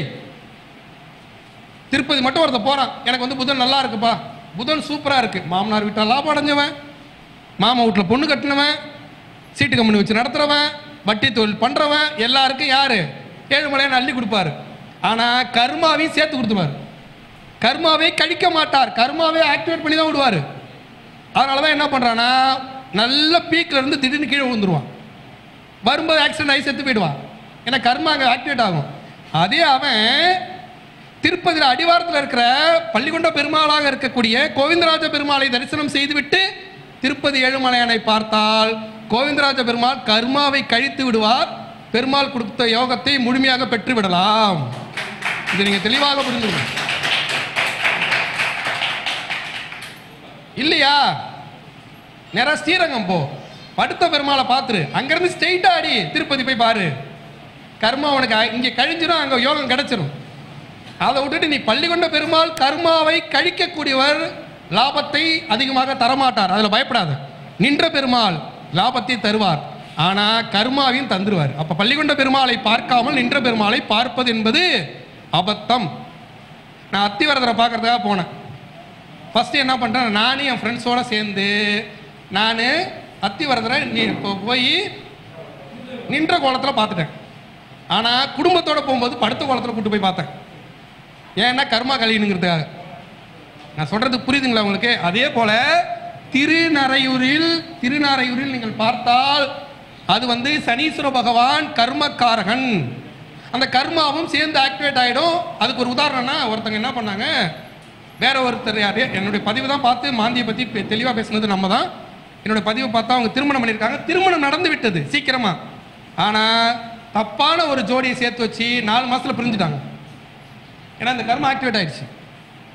அதே நான் என்ன பண்ணேன்னா திருவாலங்காட்டுக்கு அனுப்புனேன். அந்த பொண்ணுக்கு லேட்டா திருமணம் நடந்துச்சு, ஆனா நல்லா பையனா கிடைச்சி சந்தோஷமா வாழ்றாங்க. நான் சொல்றது புரியுதுங்களா? அப்ப கர்மக்காரகன் சனீஸ்வர பகவான். சரிப்பா, இப்ப ஒருத்தனுக்கு 7:30 தொடங்கிடுச்சுப்பா, நல்லா புரிந்து கொள்ளுங்க. 7:30 தொடங்கிடுச்சு, எங்க அனுப்புவீங்க? 7:30 3 பிரி. 7:30 நீ 3 பிரிக்கணும். 7:30 3 பிரி. 2:30 விரய சனி ஃபர்ஸ்ட் இப்ப நடந்துட்டு இருக்குது, மீன ராசிக்கு நடக்குது. அதுக்கு அடுத்து அடுத்த 2:30 ஜென்ம சனி, உடல் சனி. அதுக்கு அடுத்த 2:30 பாத சனி. அப்ப ஃபர்ஸ்ட் இந்த விரய சனினாவே திருக்கொல்லிக்காட்டுக்கு தான் அனுப்பணும். திருவாரூர் பக்கத்தில் இருக்கிற திருக்கொல்லிக்காட்டுக்கு தான் நம்ம அனுப்பணும். புரியுதுங்களா? அதுக்கடுத்து ஜென்ம சனி யாருக்கு நடக்கிறதோ அவர்கள் மட்டுமே திருநள்ளாறு செல்ல வேண்டும். அஸ்தமத்து சனியோ கண்ட சனியோ பாத சனியோ எது நடந்தாலும் திருநள்ளாறு போகக்கூடாது. ஒன்லி ஜென்ம சனி உடல் சனி இருந்தால் மட்டுமே திருநள்ளாறு போகணும். இதை தெளிவாக குறித்து வைத்துக் கொள்ளுங்கள், தெளிவாக சொல்லுங்க. அப்ப அந்த உடல் சனி இருந்தாலும் ஃபர்ஸ்ட் நீங்க திருநள்ளாறு போகும்போது, திருநள்ளாறு எங்க போவீங்க? எடுத்தோடனே போய் நலத்தீர்த்த குளத்துல குளிச்சுட்டு நீங்க சனீஸ்வர பகவானை பார்த்துருவீங்களா? வாடா தம்பிமாரு, சனீஸ்வர பகவான் யாரு? போலீஸ்காரன். நீ ஒரு குற்றவாளி, நீ கர்மக்காரகனாக தப்பு பண்ண ஒரு குற்றவாளி. ஒருத்தன் தப்பு பண்ணிட்டானா போலீஸ்காரன் என்ன பண்ணுவான்? வாடா ஸ்டேஷனுக்கு வாடான்னு கூப்பிட்டு போவான். இல்லைன்னா வர சொல்லிட்டு போவான். நம்ம போனவொடனே என்ன பண்ணுவோம்? கூப்பிட்டு வச்சு மொங்குன்னு மொங்கிடுவான், சாத்துவான். சாத்திட்டு தான் அப்புறம் ஏன்டா தப்பு பண்ற, உன்னை யாரா இது திருட சொன்னா, உன்னை யாரடா இது ஒரு இந்த பிள்ளைய கையை பிடிச்சி எடுத்துக்க சொன்னா, அப்புறம் தான் விசாரிச்சுட்டு அதுக்கப்புறம் ஏன்டா இப்படிலாம் தப்பு பண்ணி உதவாங்கிறீங்க அப்படின்னு சொல்லுவான். அந்த வேலையை தான் சனீஸ்வர பகவான் பார் மாட்டினோடனே வச்சு செஞ்சிருவாரு. கோச்சாரத்தில் உள்ள பூந்தோடனே செஞ்சிருவாரு. அது சனீஸ்வரோட டியூட்டி. ஆனா அந்த சனி பாதிப்புலேருந்து தப்பிக்கிறதுக்கு என்ன பண்ணணும்? இப்போ ஒரு குற்றவாளி ஏதோ அகஸ்மாசா இதை தப்பு பண்ணிட்டீங்க, இல்லை தப்பா சித்தரிச்சுட்டாங்க, உங்க பக்கம் தப்பே இல்லை. போகும்போது ஒரு வக்கீலை கூட்டிட்டு போவோமா இல்லையா? வக்கீலை கூட்டு போனா, யோ என்னையா தப்பு பண்ணா சொல்லுங்கயா அப்படின்னு வக்கீல் கேட்பாரா கேட்க மாட்டாரா? அப்ப இங்க வக்கீல் யாரு? பைரவர். அவர் தான் வக்கீல். நல்லா புரிந்து கொள்ளணும். அப்ப பைரவரை வழிபட்டு விட்டு அப்புறம் தான் நம்ம சனீஸ்வர பகவானுக்கு உள்ளாரே போகணும். இது தெளிவா புரிஞ்சுக்கணும். இதுலயும் இன்னொன்னு, இப்ப ஜென்ம சனி நடக்கும்போது நேரா திருநள்ளாறு போறீங்க, நல தீர்த்தத்தில் குளிக்கிறீங்க. குளிச்சுட்டு நவகிரகத்தில் எந்த சேத்திரத்துக்கு நீங்க அனுப்பினாலும் அவர்கள் முதலில் பார்க்க வேண்டியது நவகிரகத்துல இல்ல. இப்ப திங்களூர் அனுப்புனா சந்திரனை பார்த்து விடக்கூடாது, அங்க இருக்கக்கூடிய சிவனை தான் பார்க்கணும், சந்திரமௌலீஸ்வரர் தான் பார்க்கணும். அதே மாதிரி திருநள்ளாறில் இருக்கக்கூடிய தர்பாரணீஸ்வரரை பார்க்க வேண்டும். அந்த தர்பாரணீஸ்வரர் யாரு? தர்பை புல்லுன்னா நாணல் புல்லு. நாணல் புல்லு என்ன பண்ணும்? ஆத்துல விளையும் போது மழை, நல்ல மழை பெஞ்சு வெள்ளம் வருது. வெள்ளம் வந்தோடனே அந்த புல்லு அழிஞ்சிருமா? அழிவே அழியாது, அப்படியே வளைஞ்சிக்கும். வளைஞ்சி நெளிஞ்சி தண்ணி போன பிறகு திருப்பி நிமிர்ந்து நின்று விடும். அதே போல உன்னுடைய கர்மாவின் படி சனீஸ்வர பகவான் கொடுக்கக்கூடிய தண்டனையிலிருந்து உன்னை காத்து ரட்சத்தி வளைத்து நெளித்து உன்னை வாழ வைக்கக்கூடியவர் தான் தர்பாரணீஸ்வரர். அந்த தர்பாரணீஸ்வரரை நம்ம என்ன பண்றோம்? ஃபஸ்ட்டு போய் பார்த்துட்டு, ஐயா என்ன தப்புன்னு தெரியல, ஜென்ம சனியில் இருக்கேன், ஐயா ஏதாவது பார்த்துக்கு பண்ணிடுவார் அப்படின்னு சொல்லி அவர்கிட்ட பிரார்த்தனை பண்ணிட்டு, அங்கேயே அம்பாள் இருப்பா. அவளுக்கு பேர் பூன்முளையாள் அப்படின்னு சொல்லக்கூடிய அம்பாள் இருப்பா. அந்த அம்பாள் சக்தி பீடங்களில் ஒருத்தி. இது எனக்கு தெளிவாக புரிந்து கொள்ளணும். திருநள்ளாறில் இருக்கக்கூடிய அம்பாள் யாரு? சக்தி பீடங்களில் ஒருத்தி. அந்த பூன்முளையாள் என்று சொல்லக்கூடிய அம்பாளையும் பார்த்துட்டு, அதுக்கப்புறம் சனீஸ்வர பகவானை வந்து பார்த்து அர்ச்சனையே பண்ணாதீங்க. ஒரே ஒரு நீல மலர்களை கொண்டு ஒரு மாலை, ஒரு எள்ளு விளக்கு, அவ்வளோதான் வேணும். அதை விட்டுட்டு அர்ச்சனையை பண்ணிட்டு வந்து அந்த தேங்காயை கொண்டு வந்து அடுத்தவன்ட்ட கொடுத்து அந்த பாவத்தையும் சேர்த்து ஒரு கர்மாவாக ஆக்டிவேட் ஆகும். இது தேவையா? தேங்காய் எடுத்துகிட்டு வரக்கூடாதுங்க, சனீஸ்வர பகவான் கோயிலுக்கு போயிட்டோங்க அப்படின்னு சொல்லி பண்ணுவாங்க. அது தவறு. சொல்றது புரியுதுங்களா? நீல மலர்களை கொண்டு என்ன பண்ணுறான், அவருக்கு வந்து ஒரு மாலை போட்டுட்டு அதுக்கப்புறம் ஒரு எள்ளு விளக்கு போட்டுட்டு வந்துட்டீங்கன்னாவே போதும். வரும்போது ஏதாவது வேற ஒரு கோயிலுக்கு போயிட்டு நீங்கள் வீட்டுக்கு வந்துடலாம். விபூதி எடுத்துகிட்டு வந்தாலும் தவறு இல்லை. ஏன்? எந்த விபூதி எடுத்துகிட்டு வரீங்க? சனீஸ்வர பகவான் விபூதி எதோட கலந்துடுறீங்க? தர்பாரீஸ்வரர் விபூதியோட கலந்துடுறீங்க. அப்புறம் எப்படி உங்களை தண்டிப்பார்? நான் சொல்றது புரியுதுங்களா உங்களுக்கு? இது வந்து ஜென்ம சனிக்கு. அதுக்கடுத்து பாத சனி. இப்போ நடக்கிறது யாருக்கு நடக்குது? பாத சனி மகரத்துக்கு நடக்குது. அடுத்து யாருக்கு வந்துருவார்? கும்பத்துக்கு வந்துருவார். அப்ப பாத சனினாவே நீங்க போக வேண்டியது என்ன? குச்சனூர் சனீஸ்வர பகவான். குச்சனூர் யார்? அவர் வந்து என்னன்னா சுயம்பு மூர்த்தி. வேற எந்த கோவிலுக்கு சென்றாலும் சனீஸ்வர பகவான் விபூதியை எடுத்து வரக்கூடாது என்று ஒரு சாஸ்திரம் இருக்கு. அதை நம்ம மறுப்பதற்கு இல்லை. அதுக்கு வாதத்துக்குள்ளார போக வேண்டாம். ஏன்னா சனீஸ்வர பகவான் துன்பத்தை தரக்கூடியவர், அதனால வேண்டாம்.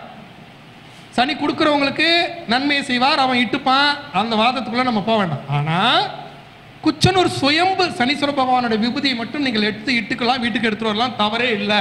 ஏன்னா அவர் வந்து பாத சனி லாப சனி. பாத சனின்னு நீங்க எதை சொல்லுவீங்க? உங்க ராசிக்கு 12ஆம் இடத்தில் இருந்தால் விரயசனி, ராசியிலே இருந்தால் ஜென்மசனி. 2ஆம் இடம் என்பது தனம், பணம், கல்வி.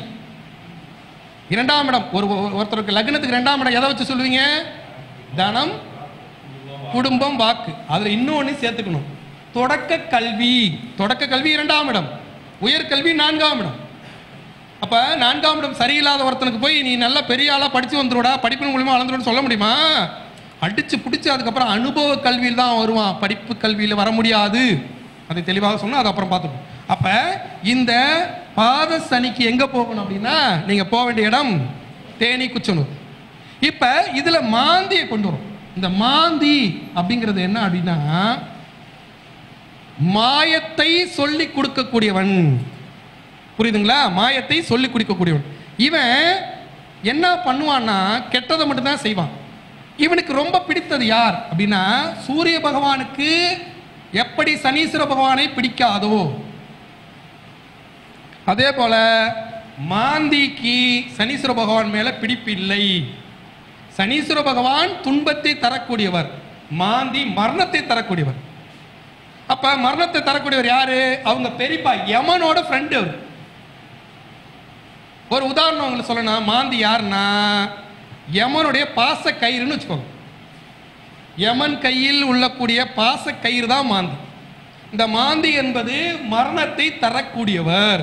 சனீஸ்வர பகவானுக்கு தண்டிக்கும் உரிமை மட்டுமே உண்டு, கொல்லும் உரிமை இல்லை.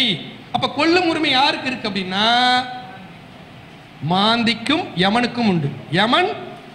யமன் கையில் உள்ள பாச கயிறு மாந்தி. அப்படி புரிஞ்சுக்கோங்க. நான் சொல்றது புரியுதுங்களா? மரணத்தை தரக்கூடியவர்.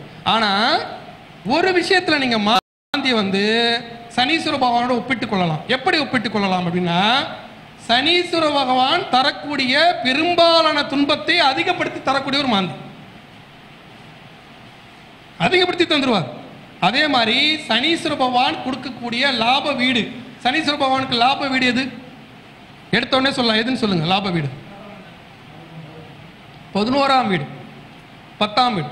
10, 11 எப்போதுமே அவருக்கு லாப வீடு, அதுவும் முக்கியமா 11. அப்ப இந்த மாந்தி 11 இருந்தால் மட்டும் யோகம்.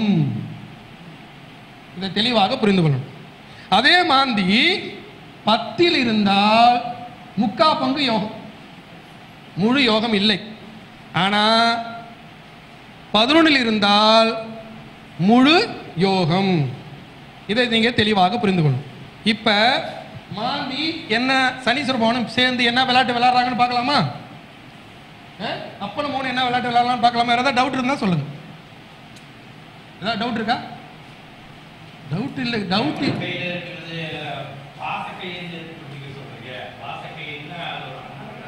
பாசக்கயிறுனா சொல்ல, அதை மரணக்கயிறு பாசக்கயிறுனா சொல்லணும். நம்ம மரணக்கயிறுன்னு சொல்லக்கூடாது. அதுதான் பாசக்கயிறுல அதுக்கு வந்து எப்படின்னா மரணக்கயிறு தான், அதை நம்ம அப்படி சொல்லக்கூடாது. அது நன்மையா சொல்லணும். பாசக்கயிறு அவரை பொறுத்தவரை அது பாசம் தானே, தர்மம் தானே, அவருக்கு அது தர்மம். அதனால நம்ம பாசக்கயிறுனா சொல்லணும், மரணம் என்று சொல்லிவிடக்கூடாது. புரியுதுங்களா உங்களுக்கு? அவர் இறுதி காலத்தை நிறைவு செய்து கொண்டார். ஒருத்தர் பிணம்னு சொல்வது தோஷம்னு சொல்லுது, பிணம் என்று சொல்லக்கூடாது. ஐயா இறந்துட்டாங்களா, ஐயா எப்ப இடுகாட்டுக்கு எடுத்துட்டு போவாங்க, ஐயா கூட நான் வரேன், அப்படிதான் பேசணும். நான் சொல்றது புரியுதுங்களா? அப்ப மாந்திய சந்தோஷப்படுத்துறதுக்கு என்ன வழி, மாந்தி சனீஸ்வரனோட என்ன வேலை செய்வாரு அப்படிங்கிறத இந்த பதிவில் நம்ம பார்க்க போறோம். ஏற்கனவே நிறைய விஷயங்கள் நம்ம பார்த்துருக்கோம். நீங்க என்னோட பழைய வீடியோ பாருங்க.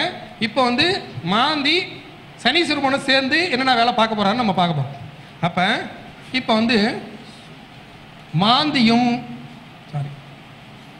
சூரியன், சந்திரன், செவ்வாய், புதன், வியாழன், வெள்ளி, சனி, இதுல ராகு, கேது, சாயா கிரகங்கள். புரியுதுங்களா? இதான் நம்ம 9.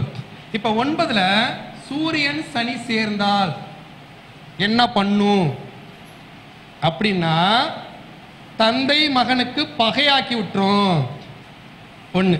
அதே சூரியன் சனி சேர்ந்து யோகமா இருந்துச்சுன்னா தந்தை மகன் தொழிலை செய்வான், தந்தை மகனுக்கு பிடிப்பாயிடுவாங்க. இதுல மாந்தி சூரியனோட தொடர்பு பெற்றால், நம்ம ஏற்கனவே பார்த்திருக்கோம், என்னோட பழைய வீடியோல இருக்கும், தந்தை மேல பாசமா இருப்பான், ஆனா தந்தைக்கு துன்பத்தை தருவான், தந்தையோட மரணத்துக்கு அவன் தான் காரணமாயிடுவான். நான் சொல்றது புரியுதுங்களா? மாந்தி எதோட தொடர்பு பெறுகிறார். அதே மாதிரி 8ஆம் வீட்டோட ஒரு குழந்தை பிறக்கிறது, அந்த குழந்தை 8ஆம் வீட்டோடு மாந்தியோட சம்பந்தப்படுது, சனியோட சம்பந்தப்படுதுன்னா மரணம்னு அர்த்தம். அப்ப சனீஸ்வர பகவான் ஆயுள்காரகனா, அந்த ஆயுள்காரகன் 8ல சனீஸ்வர தொடர்பு பெறாரு, அதோட மாந்தி தொடர்பு என்ன ஆயிடும், மரணத்தை கொடுத்து விடும். ஒண்ணு. பாலரிஷ தோஷம் எல்லாம் இல்லவே இல்லை, டைரக்டா அடிச்சிரும். மாந்திக்கு குரு பார்வையோ மற்ற பார்வைகளோ காப்பாற்றவே காப்பாற்றாது. மாந்தி உள்ள பூந்தார்னா சாத்திட்டு தான் மறுகளே பார்ப்பார். மாந்தி ஆத்மாக்களின் காரகன். மாந்தி யாரோட காரகன்? ஆத்மாக்களின் காரகன், மரணத்தின் காரகன். ஒன்று. ரெண்டாவது, இதில் நான் முக்கியமான இந்த ஒரு பதிவை பண்ணணும். குலதெய்வத்தை வீட்டில் வைத்து வழிபடலாமா? குலதெய்வ படத்தை வீட்டில் வைத்து வழிபடலாமா? வழிபடக்கூடாது. மிகப்பெரிய கஷ்டம். இதை நான் கேரளாவில் கற்றுக்கிட்ட மிக முக்கியமான பாடம். குலதெய்வம் இப்போ எனக்கு வந்து பழனிமலை முருகன் குலதெய்வம், ஐயாவுக்கு இஷ்ட தெய்வம். ஐயா பழனிமலை முருகனுடைய படத்தை வைத்து வழிபடலாம், நான் வைத்து வழிபட முடியாது. ஏன்னா என்னுடைய மூதாதையர் இறந்து பழனிமலை முருகன்ட்ட ஐக்கியமாயிருப்பாங்க, அவங்க படத்தை வச்சு வழிபட்டா அந்த ஆத்மா இருந்து நம்மளை வாழ விடாது. அப்ப உன்னுடைய குலதெய்வ படத்தை வைத்து வீட்டில் வழிபடக்கூடாது. அதனாலதான் குலதெய்வ கோயிலுக்கு போனீங்கன்னா நீங்க போட்டோ எடுக்காதீங்க சொல்லுவீங்க. அதுல 2 குலதெய்வம், தந்தை வழி குலதெய்வம் பிதிர்கர்மா, தாய் வழி குலதெய்வம் மாதிர்கர்மா, அவங்க 2 பேரோட போட்டோ வச்சு வழிபடக்கூடாது. First point. செகண்ட் பாயிண்ட், அதை வந்து என்ன பண்ணணும்னா, ஒரு அட்டையில் ஒரு நம்ம இது இருக்குல்ல கேலண்டர் அட்டைன்னு கூட வச்சுக்கோங்க. கேலண்டர் அட்டையில் ஒரு வெள்ளை பேப்பர் ஒட்டிடுங்க. வெள்ளை பேப்பர் ஒட்டிட்டு உங்களுடைய குலதெய்வம் என்ன? பத்ரகாளி அம்மன். இப்போ இதில் எழுதிக்கணும், தந்தை வழி குலதெய்வம் அப்படின்னு எழுதிக்கிட்டு பத்ரகாளி அம்மன் எழுதிக்கிட்டு 4 மூலையிலையும் மஞ்சள் குங்குமம் நடுவில் சந்தன குங்குமம் வச்சு வழிபடும். அவ்வளோதான். அந்த போட்டோ வச்சு கும்பிடக்கூடாது, மாற்றிக்கணும், தவறு. ஃபர்ஸ்ட் இப்படி கும்பிடணும். காலப்போக்கில் அத்தி பலகையில் வடித்து தான் செஞ்சுக்கணும். அத்திப்பலகையில் குலதெய்வ பேரை எழுதிதான் வழிபடணும் ஒழிய குலதெய்வத்துடைய போட்டோவை வைத்து வழிபடக்கூடாது, குற்றம். அங்க வந்து இந்த மாந்தி கர்மாவா ஆக்டிவேட் ஆயிடுவார். ஆமா, தாய் தந்தை இந்த தந்தை வழி குலதெய்வத்தோட போட்டோ வச்சு அமாவாசையில காலையில சூரிய உதயத்துல காலையில 6:10க்கு சூரிய உதயம், அடுத்த நாள் வந்து 6:12க்கு சூரிய உதயம்னா இது ரெண்டுக்கு நடுவுல தான் ஒரு நாள் நமக்கு. நல்லா புரிந்து கொள்ளுங்க, புரியுதுங்களா? அது வரலைக்கும் மண் அகல் விளக்குல இழுப்ப எண்ணெயில சிகப்பு நாடாத்திரி போட்டு விளக்கேற்றி அந்த தீபத்தில் தான் உங்க குலதெய்வத்தை வழிபட வேண்டும். ஆமா, வீட்டில் நீங்க உலகத்துல எந்த தேசத்தில் இருந்தாலும் ஃபர்ஸ்ட் ஒரு அட்டையில எடுத்து எழுதி வழிபடுங்க. அதுக்கப்புறம் வாய்ப்பை ஏற்படுத்தி ஒரு அத்தி பலகையில அந்த பேரை வடிச்சு அதுல வழிபடணும். இப்ப ஒரு கோயிலுக்கு கும்பாபிஷேகம் செய்யும் போது என்ன பலகையில வைப்பாங்க சாமியை? பாலாரிஷம் பண்ணி, அதான் சாமி. அந்த உருவத்தை சும்மா ஒரு டிராயிங்கா வரைஞ்சா கூட குற்றம். அங்க உள்ள வந்துருவாங்க, அந்த ஆத்மா உள்ள வந்துடும். இறந்து போன மூதாதையரோட ஆத்மா உள்ள வந்துடும். அங்க மாந்தி வேலை செஞ்சிருவார். நல்லா புரிந்து கொள்ளணும். குலதெய்வத்தை படமாக வைத்து வழிபடக்கூடாது. எப்படி வழிபடணும்? பேர் எழுதி ஃபர்ஸ்ட் வந்து அட்டையில வழிபடுங்க. அதுக்கப்புறம் என்ன பண்ணணும்? அத்தி பலகையில வச்சு தான் வழிபடணும். அப்ப தந்தை வழி குலதெய்வத்தை அமாவாசையில வழிபடுங்க. தாய் வழி குலதெய்வத்தை பௌர்ணமியில வழிபடுங்க. தாய்னா சந்திரனா, அப்ப தாய் வழி குலதெய்வத்தை பௌர்ணமியில தானே வழிபடணும். இதே மாதிரி அத்தி பலகையில அதுல என்ன எழுதிக்கணும்? இப்போ எனக்கு குலதெய்வம் தெரியலப்பா, குலதெய்வமே தெரியல, அதுக்கு ஏதோ பரிகாரம், மெயின் ஒரே பரிகாரம் தான். அத்தி பலகையில தாய் வழி குலதெய்வம் தந்தை வழி குலதெய்வம் எழுதிக்கிறீங்க. இப்போ உங்களுக்கு வந்து தாய் வழி குலதெய்வம், உங்க பேர் என்ன? சீனிவாசன், தாய் வழி குலதெய்வம் அப்படின்னு சொல்லி எழுதிக்கிட்டு அந்த குலதெய்வத்தை பேரே தெரியல, அத்தி பலகையில வடிச்சுக்கிறீங்க. இந்தாண்ட தந்தை வழி குலதெய்வம் அத்தி பலகையில வடிச்சுக்கிறீங்க. உங்க மனைவி இருக்காங்க, அவங்களுக்கு தாய் வழி குலதெய்வம் தந்தை வழி குலதெய்வம் முடிஞ்சு போச்சு. 4 குலதெய்வம் வந்துடும். அவ்வளோதான். 4 பலகை தான் தேவைப்படும். அவ்வளோதான். நம்ம ஓனு ஒரு பலகை. ஆமா, அவங்க பேர் தெரியல, தெரிஞ்சா பேர் எழுதிருங்க. தெரியலன்னா தந்தை வழி குலதெய்வம்னா அதுக்கு எந்த மூலையில் இருந்தாலும் உங்களுக்கு வந்து ஆவாகனம் பண்ணிவிடும். உங்களுக்கு அருளாசி வழங்கி கோயில் எங்க இருக்குன்னு சொல்லி கொடுத்துரும். நீ தொடர்ச்சியா விளக்கு ஏற்ற ஆரம்பிச்சுன்னா பௌர்ணமியில தாய் வழி குலதெய்வத்துக்கு பௌர்ணமியில நல்லெண்ணெய் தேங்காய் எண்ணெய் கலந்து வெள்ளை நாடாத்திரி போட்டு இரவு நிலவு தோன்றிய பொழுதிலிருந்து, பௌர்ணமி நிலவு தோன்றுதுல சாயங்காலம் நீங்க வந்து சூரிய அஸ்தமனத்துல இருந்து நிலவு கணக்கு வந்துடும். சூரிய அஸ்தமனத்துல இருந்து அடுத்த நாள் காலையில சூரிய உதயம் வரலைக்கு நிலவு, அந்த நேரத்தில் நீங்க விளக்கு ஏத்திருங்க. அது எங்க இருந்தாலும் உங்களுக்கு வந்து கனவுல தோண்டிட்டா இங்க தாண்டா இருக்குன்னு சொல்லிடுமே, உங்களுக்கான அதோட பலனை கொடுத்துருமே. அப்ப மாந்தி என்பது மரணக்காரகன். மாந்திக்கு இன்னொரு சாஸ்திரம் உண்டு, இதை நீங்க தெளிவாக புரிந்து கொள்ளுங்க. இது புரியுதா? இந்த இடத்துல மாந்தி எப்படி வேலை செய்வார்னா குலதெய்வ அருளாசியாக வேலை செய்வார். இதைத்தான் கேரளால செய்யறாங்க. சொல்றது புரியுதுங்களா உங்களுக்கு? அப்ப அத்தி பலகையில ஏறி உட்கார்ந்து உங்க மூதாதையராக, உங்க தாய் தந்தையராக, பாட்டன் பாட்டியாக, குலதெய்வமாக வந்து உங்களுக்கு ஆத்மாவாக இருந்து அருளாசி வழங்குவாங்க. அத்தி பலகைக்கு தோஷம் இல்லை. அதனாலதான் கோயில்ல சொல்லுங்க, சைஸ் உங்க விருப்பம் தான். ஒண்ணு இப்ப வந்து நம்ம நேம் போர்டு மாதிரி நீட்டா வச்சுக்கலாம். புரியுதுங்களா உங்களுக்கு? ஒண்ணுன்னா நான் பின்பற்ற சைஸ் சொல்றேன். நான் வந்து ஒரு 3க்கு 2, 3 அடி நீட்டு 2 அடி அகலம், குருச்சந்திரன் அப்படிங்கிற மாதிரி நான் பண்ணிக்கிறேன். 3 அடி நீட்டு 2 அடி அகலம் அப்படி பண்றேன். வேற வேற பலகை வழிபடுற முறையே வேறையாச்சே. இப்ப நீங்க உங்க மனைவிங்க உங்க பையன் கல்யாணம் பண்ணிட்டு போன பிறகு அவங்க மருமகள் அப்படி போயிடணும் கணக்கு. நீங்க இப்ப ஒரு வீடு இருக்குன்னா வீட்டுல இப்ப நீங்க உங்க பேரு உங்களுடைய தந்தை வழி குலதெய்வம், அதுக்கடுத்து தாய் வழி குலதெய்வம், இந்தாண்ட உங்க மனைவியோட பேரு. புரியுதுங்களா? இன்னும் நீங்க அதுல ரொம்ப முக்கியமாக தெரிந்து கொள்ளுங்க.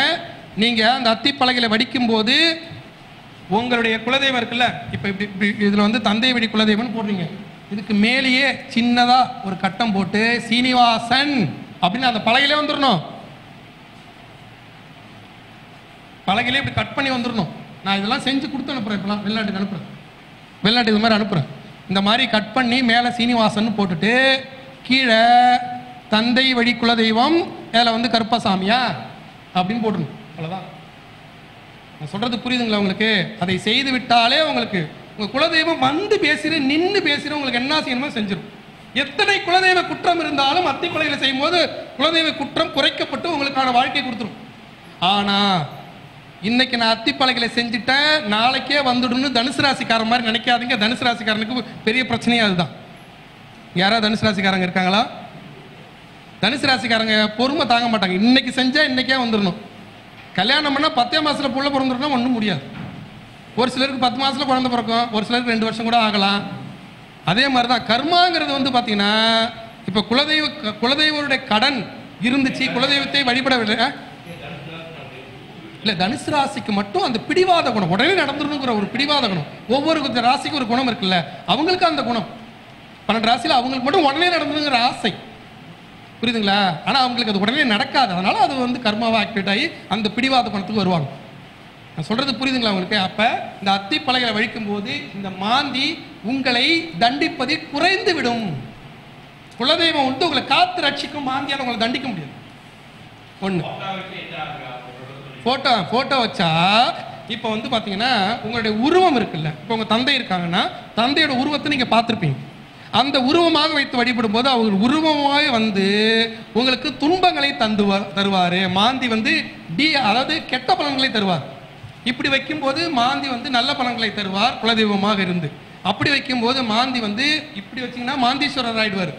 அப்படி வச்சிங்கன்னா மாந்தி கெட்ட பலனாக இருந்து துன்பங்களை தருவார். இது சாமி, அது பேய். இப்போ புரிஞ்சுக்கோங்க. சொல்லுங்க. நம்ம பிறக்கிறப்ப வந்து நட்சத்திரங்களை பிடிக்கணும்னு சொல்கிறோம். பிறக்கும் பொழுது நட்சத்திரத்தை ஆக்டிவேட் பண்ணும்போது புதன் பகவான் ஆக்டிவேட் ஆகிறாரு. அது மாதிரி திதியை பிடித்தால் விதியை வெல்லலாம். அந்த திதிக்குரிய கிரகம் நம்ம சுக்கிர பகவான் தான். அந்த சுக்கிர பகவான் ஆக்டிவேட் பண்ணுறது அத்திப்பலகை தான். அதனால கூட அந்த அத்திப்பலகையை வச்சு நம்ம செய்கிறப்ப நம்ம குலதெய்வம் ஆகுங்களா? இது என்னுடைய போனான கேள்வி.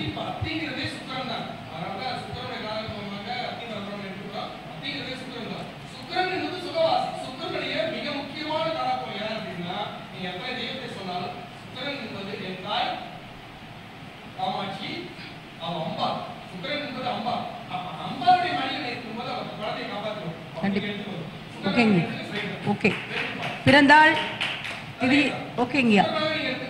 ஓகே, சுக்கிரன் எடுத்துக்கோங்க. அத்தி பலகை என்பது சுக்கிரன் தான். அது சரிதான். அவங்க சொன்ன அந்த பாயிண்ட் சரிதான். நான் சொல்றது புரியுதுங்களா? நீங்க எந்த விஷயமாக எடுத்தாலும் இதைத்தான் நான் சொல்றேன். அவங்கவுங்களுக்கு இப்ப நான் சொல்லும் போது அவங்களுக்கு ஒரு பாயிண்ட் சொல்றது இல்லையா, அவங்கவுங்களுக்கு ஒரு திறன் உண்டு. இங்க யாருமே வந்து திறன் இல்லாதவர்கள் அல்ல. அவரவர்கள் திறனை வைத்து பலனை சொல்லி வரக்கூடிய கஸ்டமரை காப்பாத்திருங்க. அதுதான் ஜோசியத்தோட தர்மம். மற்றபடி வந்து தலகணமா நான் பெரியாள் நீ பெரியாள் இல்லவே இல்லை. எல்லாருக்கும் அந்த அறிவு ஞானத்தை கொடுக்கவில்லை என்றால் இறைவன் இந்த இடத்துல உட்கார வைக்கவே மாட்டார். நான் சொல்றது புரியுதுங்களா? இப்ப இது புரிஞ்சுதா? அப்ப இதுல ரொம்ப முக்கியமானது மாந்தி எந்த கிரகத்தில் இருக்கிறதோ முதல் பாயிண்ட் நீங்க தெளிவாக புரிந்து கொள்ளணும். மாந்தி எந்த கிரகத்தோடு தொடர்பு பெறுகிறாரோ, எந்த கிரகத்துக்கும் மாந்தி சூரியனோட இருந்தா தந்தை பாசம், தந்தைக்கு கெடுபலன், புரியுதுங்களா? தந்தை தான் பாசம், நன்மையும். தந்தை மேல பாசமா இருப்பாரு. ஆனா தந்தைக்கும் அவருக்கும் கருத்து மோதல்கள் இருக்கும். அதே சமயத்தில் என்ன ஆயிடும்? தந்தையோட மரணத்திற்கும், புரியுதுங்களா, தந்தையோட கெடுபலனுக்கும் அவரே காரணமாவாரு. இதுல சனி தொடர்பு பெறும்போது இப்ப எப்படின்னா, ஒருத்தருக்கு வந்து பாத்தீங்கன்னா, இப்ப நல்லா புரிந்து கொள்ளுங்க. சுக்கிரன் அவரோட மாந்தி இருக்குப்பா. ஒரு ஜனஜாதகத்துல சுக்கிரன் மாந்தி இருந்தா மனைவி மேல உயிரா இருப்பார். மனைவின்னு உருகுவார். ஆனா அதே மனைவி இவங்களுக்கு துன்பத்தையும் தருவார். இதுல கோச்சாரங்கிறது என்ன? இப்ப கும்பத்துல இருக்குன்னு வச்சுக்கோங்க. கும்பத்துல சுக்கிரன் மாந்திப்பா. இப்ப சனி வந்து உள்ள சேர்ந்துக்கிட்டாரு. கோச்சாரத்துல சனி உள்ள சேர்ந்துக்கிட்டாரு அப்படின்னா இந்த மனைவி தன்னுடைய கணவருக்கு துரோகம் செய்வாள். அங்க வந்து கோச்சாரத்துல வந்து ஏறி உட்காரும்போது சொல்றது பாயிண்ட் புரியுதுங்களா உங்களுக்கு?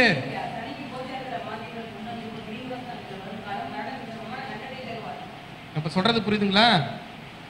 அதே மாதிரி புதனோட சேர்ந்துக்கிட்டார் மாந்தி. புதன்னா மாமன், புதன்னா புத்தி. சொல்றது புரியுதுங்களா? அப்ப புதனை கெடுத்து விட்டுருவாரு. அதுல புதன் மாந்தி சேர்க்கை இருக்கிற இடத்துல கோச்சாரத்தில் சனி வரும்போது, இங்க நீங்க நல்லா தெளிவாக புரிந்துக்கணும்.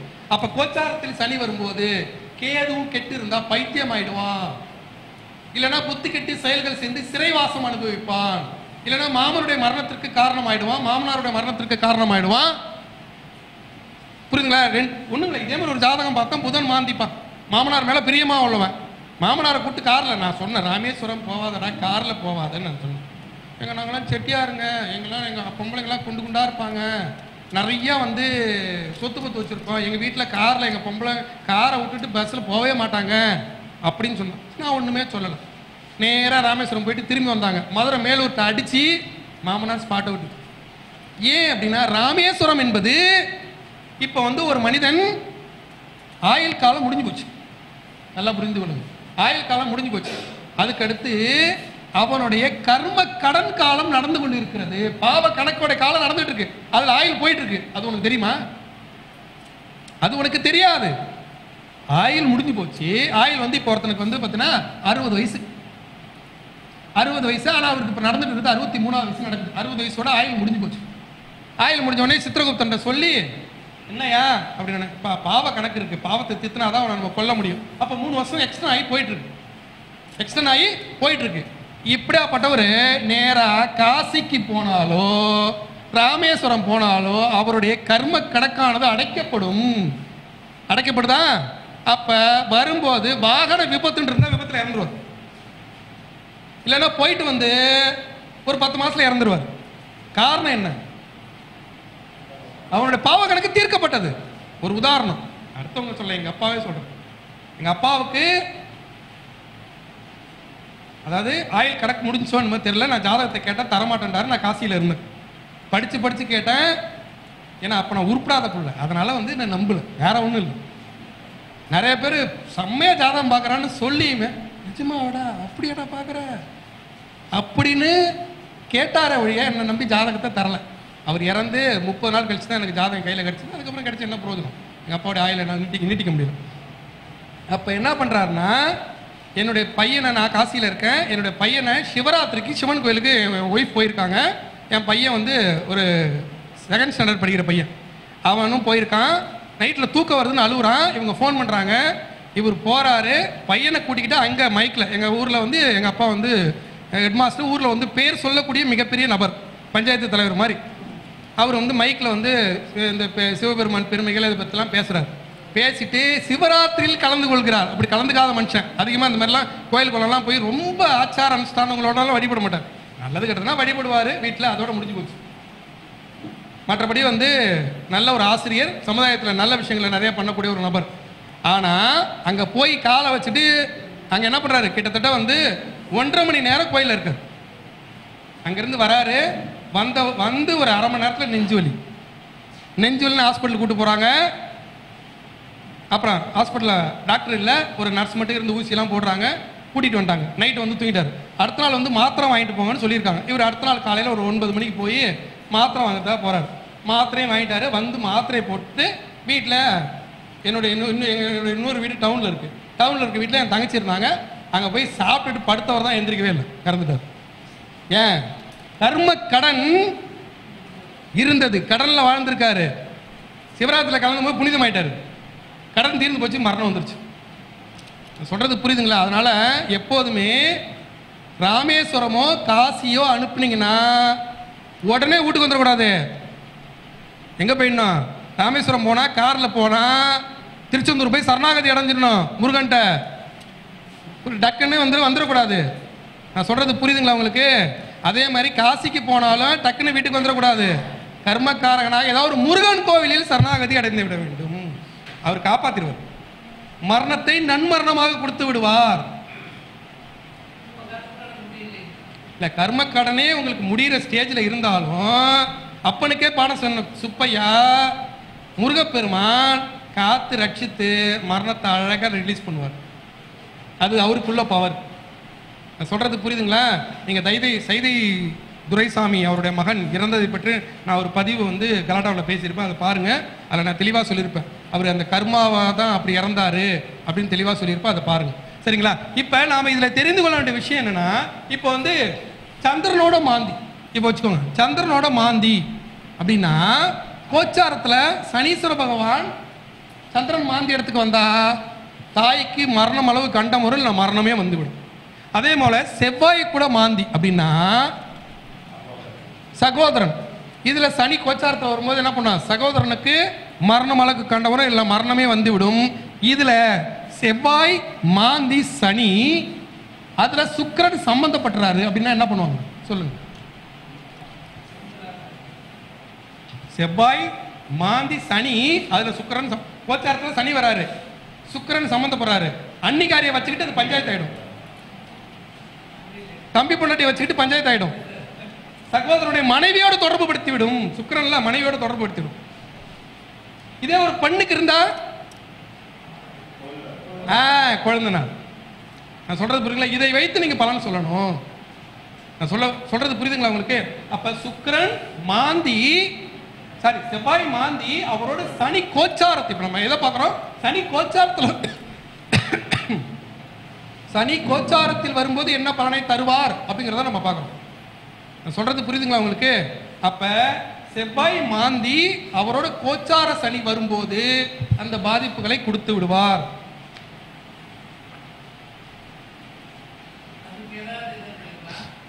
இருங்க, நான் பரிகாரத்துக்கு அப்புறம் வரேன், லைனா முடிச்சிடும். அதுக்கடுத்து புதன் மாந்தி நம்ம சொல்லிட்டோம். குரு மாந்தி, குரு மாந்தி அப்படிங்கும்போது இதுல ரொம்ப முக்கியமா பார்த்துக்க வேண்டியது குரு மாந்தி சேர்க்கை. இதுல வந்து சனி கோச்சாரத்தில் சம்பந்தப்படுறாருப்பா. குருனா யாரு? ஆசிரியரா? ஆசிரியர் பாலியல் குற்றங்களில் மாற்றாங்கல்ல, அதெல்லாம் இந்த கேட்டகரி தான். ஆசிரியர் வந்து பொண்ணுகிட்ட தப்பா நடந்துக்கிட்டாங்க, இல்ல பொண்ணு வந்து தன்னுடைய ஆசிரியரை லவ் பண்ணிட்டாங்க, ஒரு 10வது படிக்கிற பையனை ஆசிரியர் வந்து ஆசிரியை லவ் பண்ணிட்டாங்க, அதெல்லாம் இந்த கேட்டகரி. குருவோடு மாந்தி தொடர்பு பண்ணி கோச்சாரத்தில் சனி வரும்போது தன்னுடைய ஆசானாக இருக்கக்கூடியவர்களுடைய தொடர்பை ஏற்படுத்தி விடுவார். இது மாதிரி ஒரு பையனுக்கு இருக்கு, ஒரு வீட்டில் வேலை செய்யறான், அவர் தான் தொழிலை கற்றுக் கொடுத்தார், தொழிலை கற்றுக் கொடுத்தார். இதுல வந்து சுக்கிரன் தொடர்பு பெறாரு. அந்த தொழிலை யார் கற்றுக் கொடுத்தாரோ அவங்க மனைவியோட தொடர்பை ஏற்படுத்தி அவரே கொன்னுட்டார். சொல்றது புரியுதுங்களா உங்களுக்கு? நான் சொல்றது புரியுதா? அப்ப நீங்க இதெல்லாம் தெளிவாக பார்த்து அந்த கோச்சாரத்துல சனி மாந்தியோடு எங்கேயாவது வந்துடுறாரா, மாந்தி இருக்கிற வீட்டில் ஏறி உட்கார்றாரான்னு பார்க்கணும். இப்ப அடுத்து வந்து இப்ப மீனத்துக்கு போய் கோச்சாரத்தில் உட்கார போறாரு. எப்போ உட்கார போறாரு அப்படின்னா அதுல பல பேருக்கு குழப்பம் உண்டு. இப்ப வந்து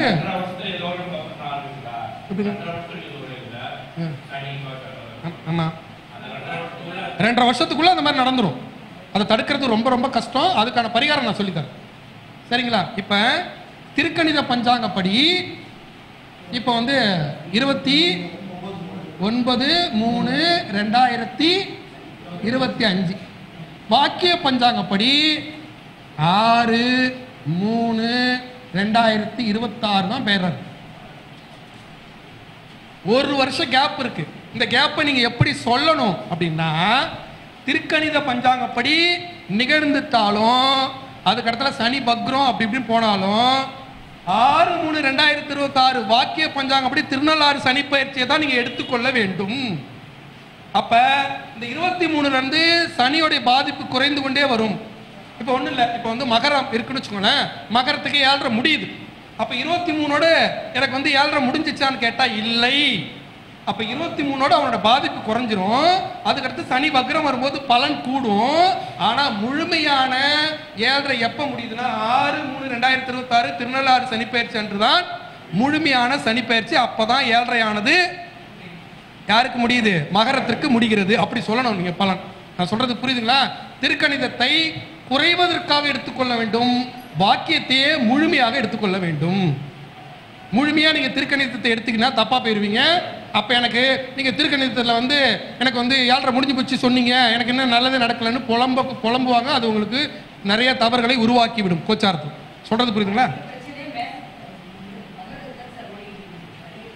இல்ல அதுதான். அப்ப நம்ம இப்படி வச்சுதான் நீங்க சொல்லணும், அப்பதான் சரியாகும். இப்போ வந்து குரு மாந்தி சொல்லிட்டோமா? குரு மாந்தியோட கோச்சாரத்துல சனி ஒருத்தனுக்கு வந்து நல்லா புரிந்து கொள்ளுங்க. மீனத்துல இப்ப ஏறி சனி உட்கார போறாரு. இந்த 6-3ல வச்சுக்கோங்க. அவனுக்கு வந்து குரு மாந்தி எதுல இருக்கு? மீனத்துல இருக்கு. அங்க வந்து சனி கோச்சாரத்துல ஏறி உட்கார்ந்தா என்ன பண்ணுவான்? அப்ப குருவாக யார் இருந்தாலும் அவங்க இடைஞ்சல் பண்ணுவான்னு அர்த்தம். அப்ப அதுல சுக்கிரன் தொடர்பு பெற்றா மனைவியோட இடைஞ்சல் அர்த்தம். சூரியன் தொடர்பு பெற்றா அதிகார வகையில பஞ்சாயத்து பண்ணுவான்னு அர்த்தம். சந்திரன் தொடர்பு பெற்றா, சொல்றது புரியுதுங்களா? அப்ப அவன் கூட வந்து செய்தொழில பங்கம் பண்ணுவான்னு அர்த்தம். இப்படியாக அதை நிறைய பிரிச்சுக்கும். நான் சொல்றது புரியுதுங்களா உங்களுக்கு? அதுக்கடுத்து சுக்கிரன், வெள்ளி என்பது சுக்கிரன், சுக்கிரனோட மாந்தி. சுக்கிரனோட மாந்தி என்பது ஒரு ஜனஜாதகத்தில் இருந்தா கண்டிப்பா ஒண்ணு அவங்க மனைவி 2ஆம் தாரமாக வாக்குப்பட்டிருக்க வேண்டும். அப்போ ஒழுக்கமா வாழ்வாங்க. இவருக்கு 2ஆம் தாரமா இருக்கும். சொல்றது புரியுதுங்களா உங்களுக்கு? இல்ல இதுல வந்து கோச்சாரத்துல மாந்தி, சுக்கிரன் மாந்தி அவரோட சனி சேர்ந்தால் கண்டிப்பாக அவர்கள் தவறாக போவதற்கு நிறைய வாய்ப்புகள் உண்டு. ஆனா இது எடுத்தோடனே சொல்லிடக்கூடாது. எப்பா உன் மனைவியோட அந்யோன்யமா இருப்பா, உன் மனைவி பத்திரமா பார்த்துக்கப்பா, சந்தோஷமா வச்சுக்கப்பா, அவளுக்கு பிடிச்ச மாதிரி நடந்துக்கப்பான்னு சொல்லணும். எடுத்தோடனே அவன் மனைவி தப்பா போயிட்டான்னு சொல்லி அவனுக்கு பீதியை கிளப்பி விட்டுறக்கூடாது. அந்த பாயிண்டை வச்சு சொல்லணும். இங்க நான் சொல்ல வந்த கருத்து என்னன்னா, மாந்தியை பொருத்தி பார்த்து ஜாதகம் சொல்ல தெரிந்து கொள்ள வேண்டும். மாந்தி அலட்சியப்படுத்திடாதீங்கன்னு சொல்லுவார்.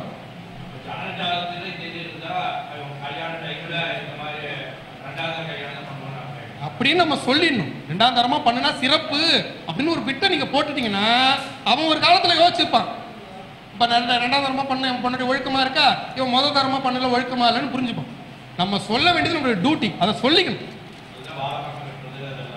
மரத்தை வெட்டுறதாலாம் இந்த மாதிரி தோஷம்லாம் கழிந்து விடாது. ஆமா, பட்டும் படாம சொல்லிக்கணும். இப்பயே நம்ம சொல்லி வச்சிடணும். அன்னைக்கே அந்த ஜோசியக்காரர் சொன்னாருன்னு உங்களுக்கு வந்து உங்களுடைய கிராஃப் ஏறிடும். அதுக்கடுத்து சனி மாந்தி. சனி மாந்தி அதுல சனி கோச்சாரத்தில் சம்பந்தப்படும் போது மரணத்திற்கு இடையான கண்டத்தை கொடுப்பதோடு மரணத்தை கொடுப்பதற்கும் வாய்ப்புகள் உண்டு. அப்ப அதுல எங்கேயாவது குரு தொடர்பு பெறாரா இல்ல தசாபுத்தி என்ன பண்ணுதுன்னு நீங்க பாத்துக்கணும். சொல்றது புரியுதுங்களா? அதுக்கடுத்து ராகு பிளஸ் மாந்தி பிளஸ் சனி. அப்ப என்ன பண்ணுவீங்க? தாத்தா வகையில ஒருத்தர் இறந்துருவாரு அப்படி பலன்னு சொல்லணும். உங்க அப்பா வழி சொந்தத்துல ஒருத்தர் காலி, இல்லைன்னா அப்பா வழி பாட்டன் காலி, இல்ல அப்பா வழி பாட்டனுக்கு அந்த வகைரால வேற ஒருத்தர் இறந்துருவாங்க அப்படி சொல்லிடணும். உங்க தாத்தா தான் இறந்துருவான்னு சொன்னீங்க, அதுக்கு அவருக்கு வேற ஒரு பேர குழந்தை ஆயில கொடுத்துருக்கோம், வேற ஒருத்தர் இறப்பார். அப்ப நம்ம சொல்லும்போது எப்படி சொல்லணும்? தாத்தா வகையில ஒருத்தர் இறந்துருவார். அதுக்கடுத்து கேது பாட்டி வகையில ஒருத்தர் இறந்துருவார். அதை உங்க பாட்டியாக இருக்கலாம், இல்லைன்னா இவங்க பாட்டிக்கு மேல வேற ஒருத்தராக இருந்திருக்கலாம். புரியுதுங்களா உங்களுக்கு? இப்படியாக பலன் சொல்ல தெரிந்து கொள்ள வேண்டும். அப்ப மாந்தியை தொடர்பு படுத்தி கோச்சாரத்துல சனீஸ்வர பகவான் வந்து உட்காரும் போது மாந்தியை தொடர்பு படுத்தி சொல்ல தெரிந்து கொள்ளணும். இதெல்லாம் சனீஸ்வர பகவானோட வேலை. ஓகே, முடிஞ்சு போச்சு. இன்னொன்னு, இப்ப வந்து பாத்தீங்கன்னா சூரியன் பிளஸ் மாந்தி அவரோட குரு சம்பந்தப்படுறார். கோச்சாரத்தில் என்ன பண்ணுவார்? கோச்சாரத்தில் நன்மை குருவாக சம்பந்தப்படுறார். இப்ப வந்து குரு வந்து மிதுனத்துல ஏற போறார். மே மாசம் 14ஆம் தேதி குரு பயிற்சி மிதுனத்துல ஏற போறார். மிதுனத்துல ஒருத்தனுக்கு சூரியன் மாந்தி பிளஸ் குரு. அப்ப என்ன பண்ணுவார்? புரியல? சூரியனோட மாந்தி குரு, குரு மிதுனத்துக்கு, புரியுதுங்களா? அவனுடைய ராசியை வச்சு குரு நன்மை செய்வாரா கெட்டது செய்வாரான்னு நீங்க பார்க்கணும். நான் சொல்றது இப்ப தனுசு ராசிக்காரன் சொல்லுவேன். தனுசு ராசிக்கு 7ஆம் இடம், 7ஆம் இடத்துல சூரியன் மாந்தி குரு. அப்ப என்ன பண்ணுவார்? சூரியன் வந்து மிதுனத்துக்கு பகையா நட்பா? சூரியன் மிதுனத்திற்கு பகையா நட்பா? சமம். அப்ப மிதுன ராசிக்காரன் இங்க மாந்தி வரை சேர்ந்துட்டாரு. அப்ப மறைமுக வருமானத்தை கொடுத்து விடுவான் மாந்தி. மாந்தி போய் சொல்லியாவது அப்பா புடைச்சி தான் கடனை அடைச்சி நல்லா வந்துருவார். இல்லைன்னா மறைமுகமா ஒரு பார்ட்னர்ஷிப்பை சேர்த்துக்கிட்டு, 7ஆம் பார்வை இல்லையா? சொல்றது புரியுதா உங்களுக்கு? அப்ப பார்ட்னர்ஷிப்பை சேர்த்துக்கிட்டாது சம்பாரிச்சிருவாங்க. குரு என்பது பணம், குரு என்பது தங்கம், தனக்காரகன் குரு. அப்ப இப்ப சனி தீயதை செய்வான் மாந்தியோட சேர்ந்து, குரு நன்மையை செய்வான் மாந்தியோட சேர்ந்து. நான் சொல்றது புரியுதுங்களா? அப்ப இங்க மாந்தி என்னவா ஆயிடுவாரு? சுபமாவதோட என்ன பண்ணுவார்னா மறைமுகமாக பொய் சொல்லியாவது பொழைச்சுக்குவோம், பொய் சொல்லியாவது ஜெயிச்சிருவோம்.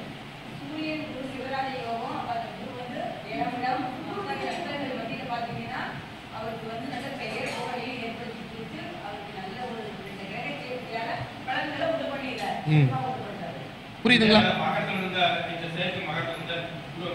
நீங்க ஒன்னே ஒண்ணுதாங்க, அதை தான் நீங்க மனசுல வச்சுட்டு சொல்லுங்கன்னு சொல்றேன் உங்களுக்கு. நான் ஒவ்வொன்றா சொல்லிட்டு வர்றேன். சொல்றது புரியுங்களா? அதை நீங்க நான் உங்களுக்கு நோட்ஸ் எடுத்து கொடுக்குறேன், நீங்க என்ன ஆய்வு பண்ணிக்கணும். சொல்றது புரியுங்களா? இப்ப அதை பற்றி பேசணும்னா அது இன்னும் கிளாஸ் நிறைய போகும், அது இன்னொரு கிளாஸ்ல நான் சொல்லித்தரேன். சொல்றது புரியுதுங்களா? இது எதுக்காக சொல்ல வரேன்னா, இந்த மாந்தியை தொடர்பு படுத்தி ஜோசியம் சொல்ல தெரிந்து கொள்ள வேண்டும், அதுக்கு சொல்றேன். இப்ப கெட்டவங்க கூட சேரும்போது கெட்டதை செய்யக்கூடிய மாந்தி நல்லவங்க கூட செய்யும் போது நல்லதை செய்து விடுவான். மறைமுகமாக, நேரடியாக செய்யற பவர் அவனுக்கு இல்லை. அவனுக்கு நேரடி பலம் இல்லை, தசாபுத்தி இல்லை. நல்லா புரிஞ்சுங்க, மாந்திக்கு தசாபுத்தி இல்லை, பார்வை பலம் இல்லை, நேரடி பலம் இல்லை. ஆனா ஆமா, எவன் கூட சேர்றானா அவனை வச்சு செஞ்சிருவான். அவனுக்கு என்னென்ன பண்ணுமோ நன்மையும் பண்ணிடுவான், கெட்டதும் பண்ணிடுவான். நான் சொல்றேன், பார்வை பலம் எதுவுமே இல்லை, அதெல்லாம் இல்லவே இல்லை. நீங்க அதெல்லாம் சொன்னா நம்பாதீங்க. தசாபுத்தி இல்லை, பார்வை பலம் இல்லை, அவனை ஒரு கிரகமாகவே நீங்க எடுத்துக் கொள்ளக்கூடாது. அவன் மரணத்தை கொடுக்கக்கூடியவன், அவ்வளவுதான். புரியல? அப்படிலாம் இல்லவே இல்லை, அதெல்லாம் தவறு. அதெல்லாம் யாராவது சொன்னாங்கன்னா நம்பாதீங்க, அப்படி இல்லை, அதெல்லாம் இல்லவே இல்லை.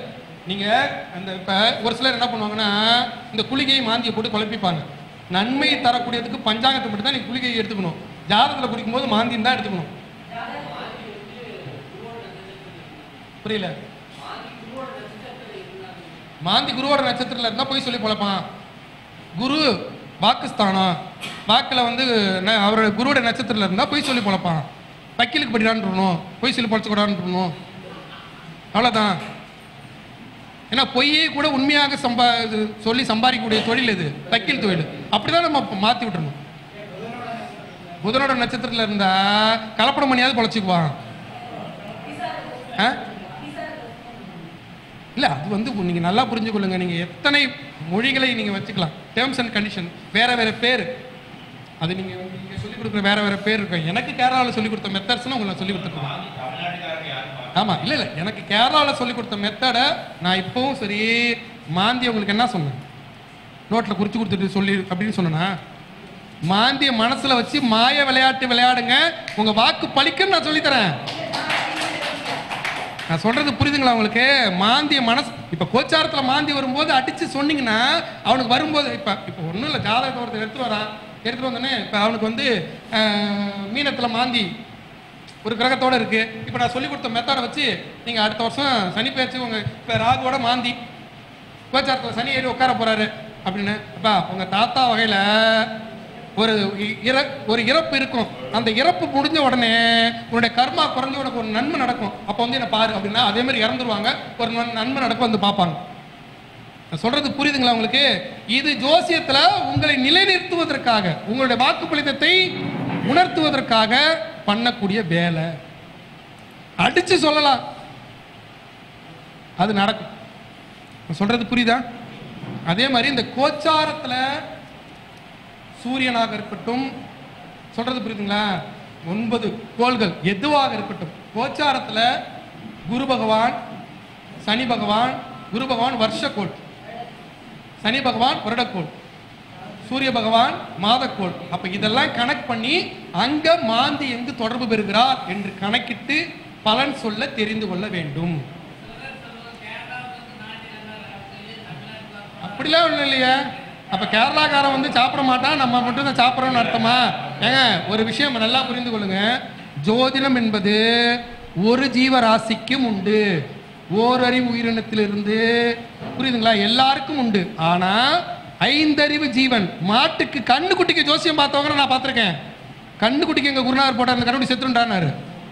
ஆனா ஏன் அதையெல்லாம் எடுத்துக்கொள்வதில்லை என்றால், 6 அறிவு ஜீவன், சிந்திக்கும் திறன் பெற்றவன், சிரிக்கும் திறன் பெற்றவன், புரியுதுங்களா, குடும்பம் நடத்தி ஒழுக்க வாழ்வோடு வாழக்கூடியவன். பிள்ளை குட்டி பற்றி இப்போ ஒரு கண்ணுக்குட்டி சொல்லுமா, இது என் புள்ள, இது என் தாய், இது என் தந்தைன்னு சொல்லுமா?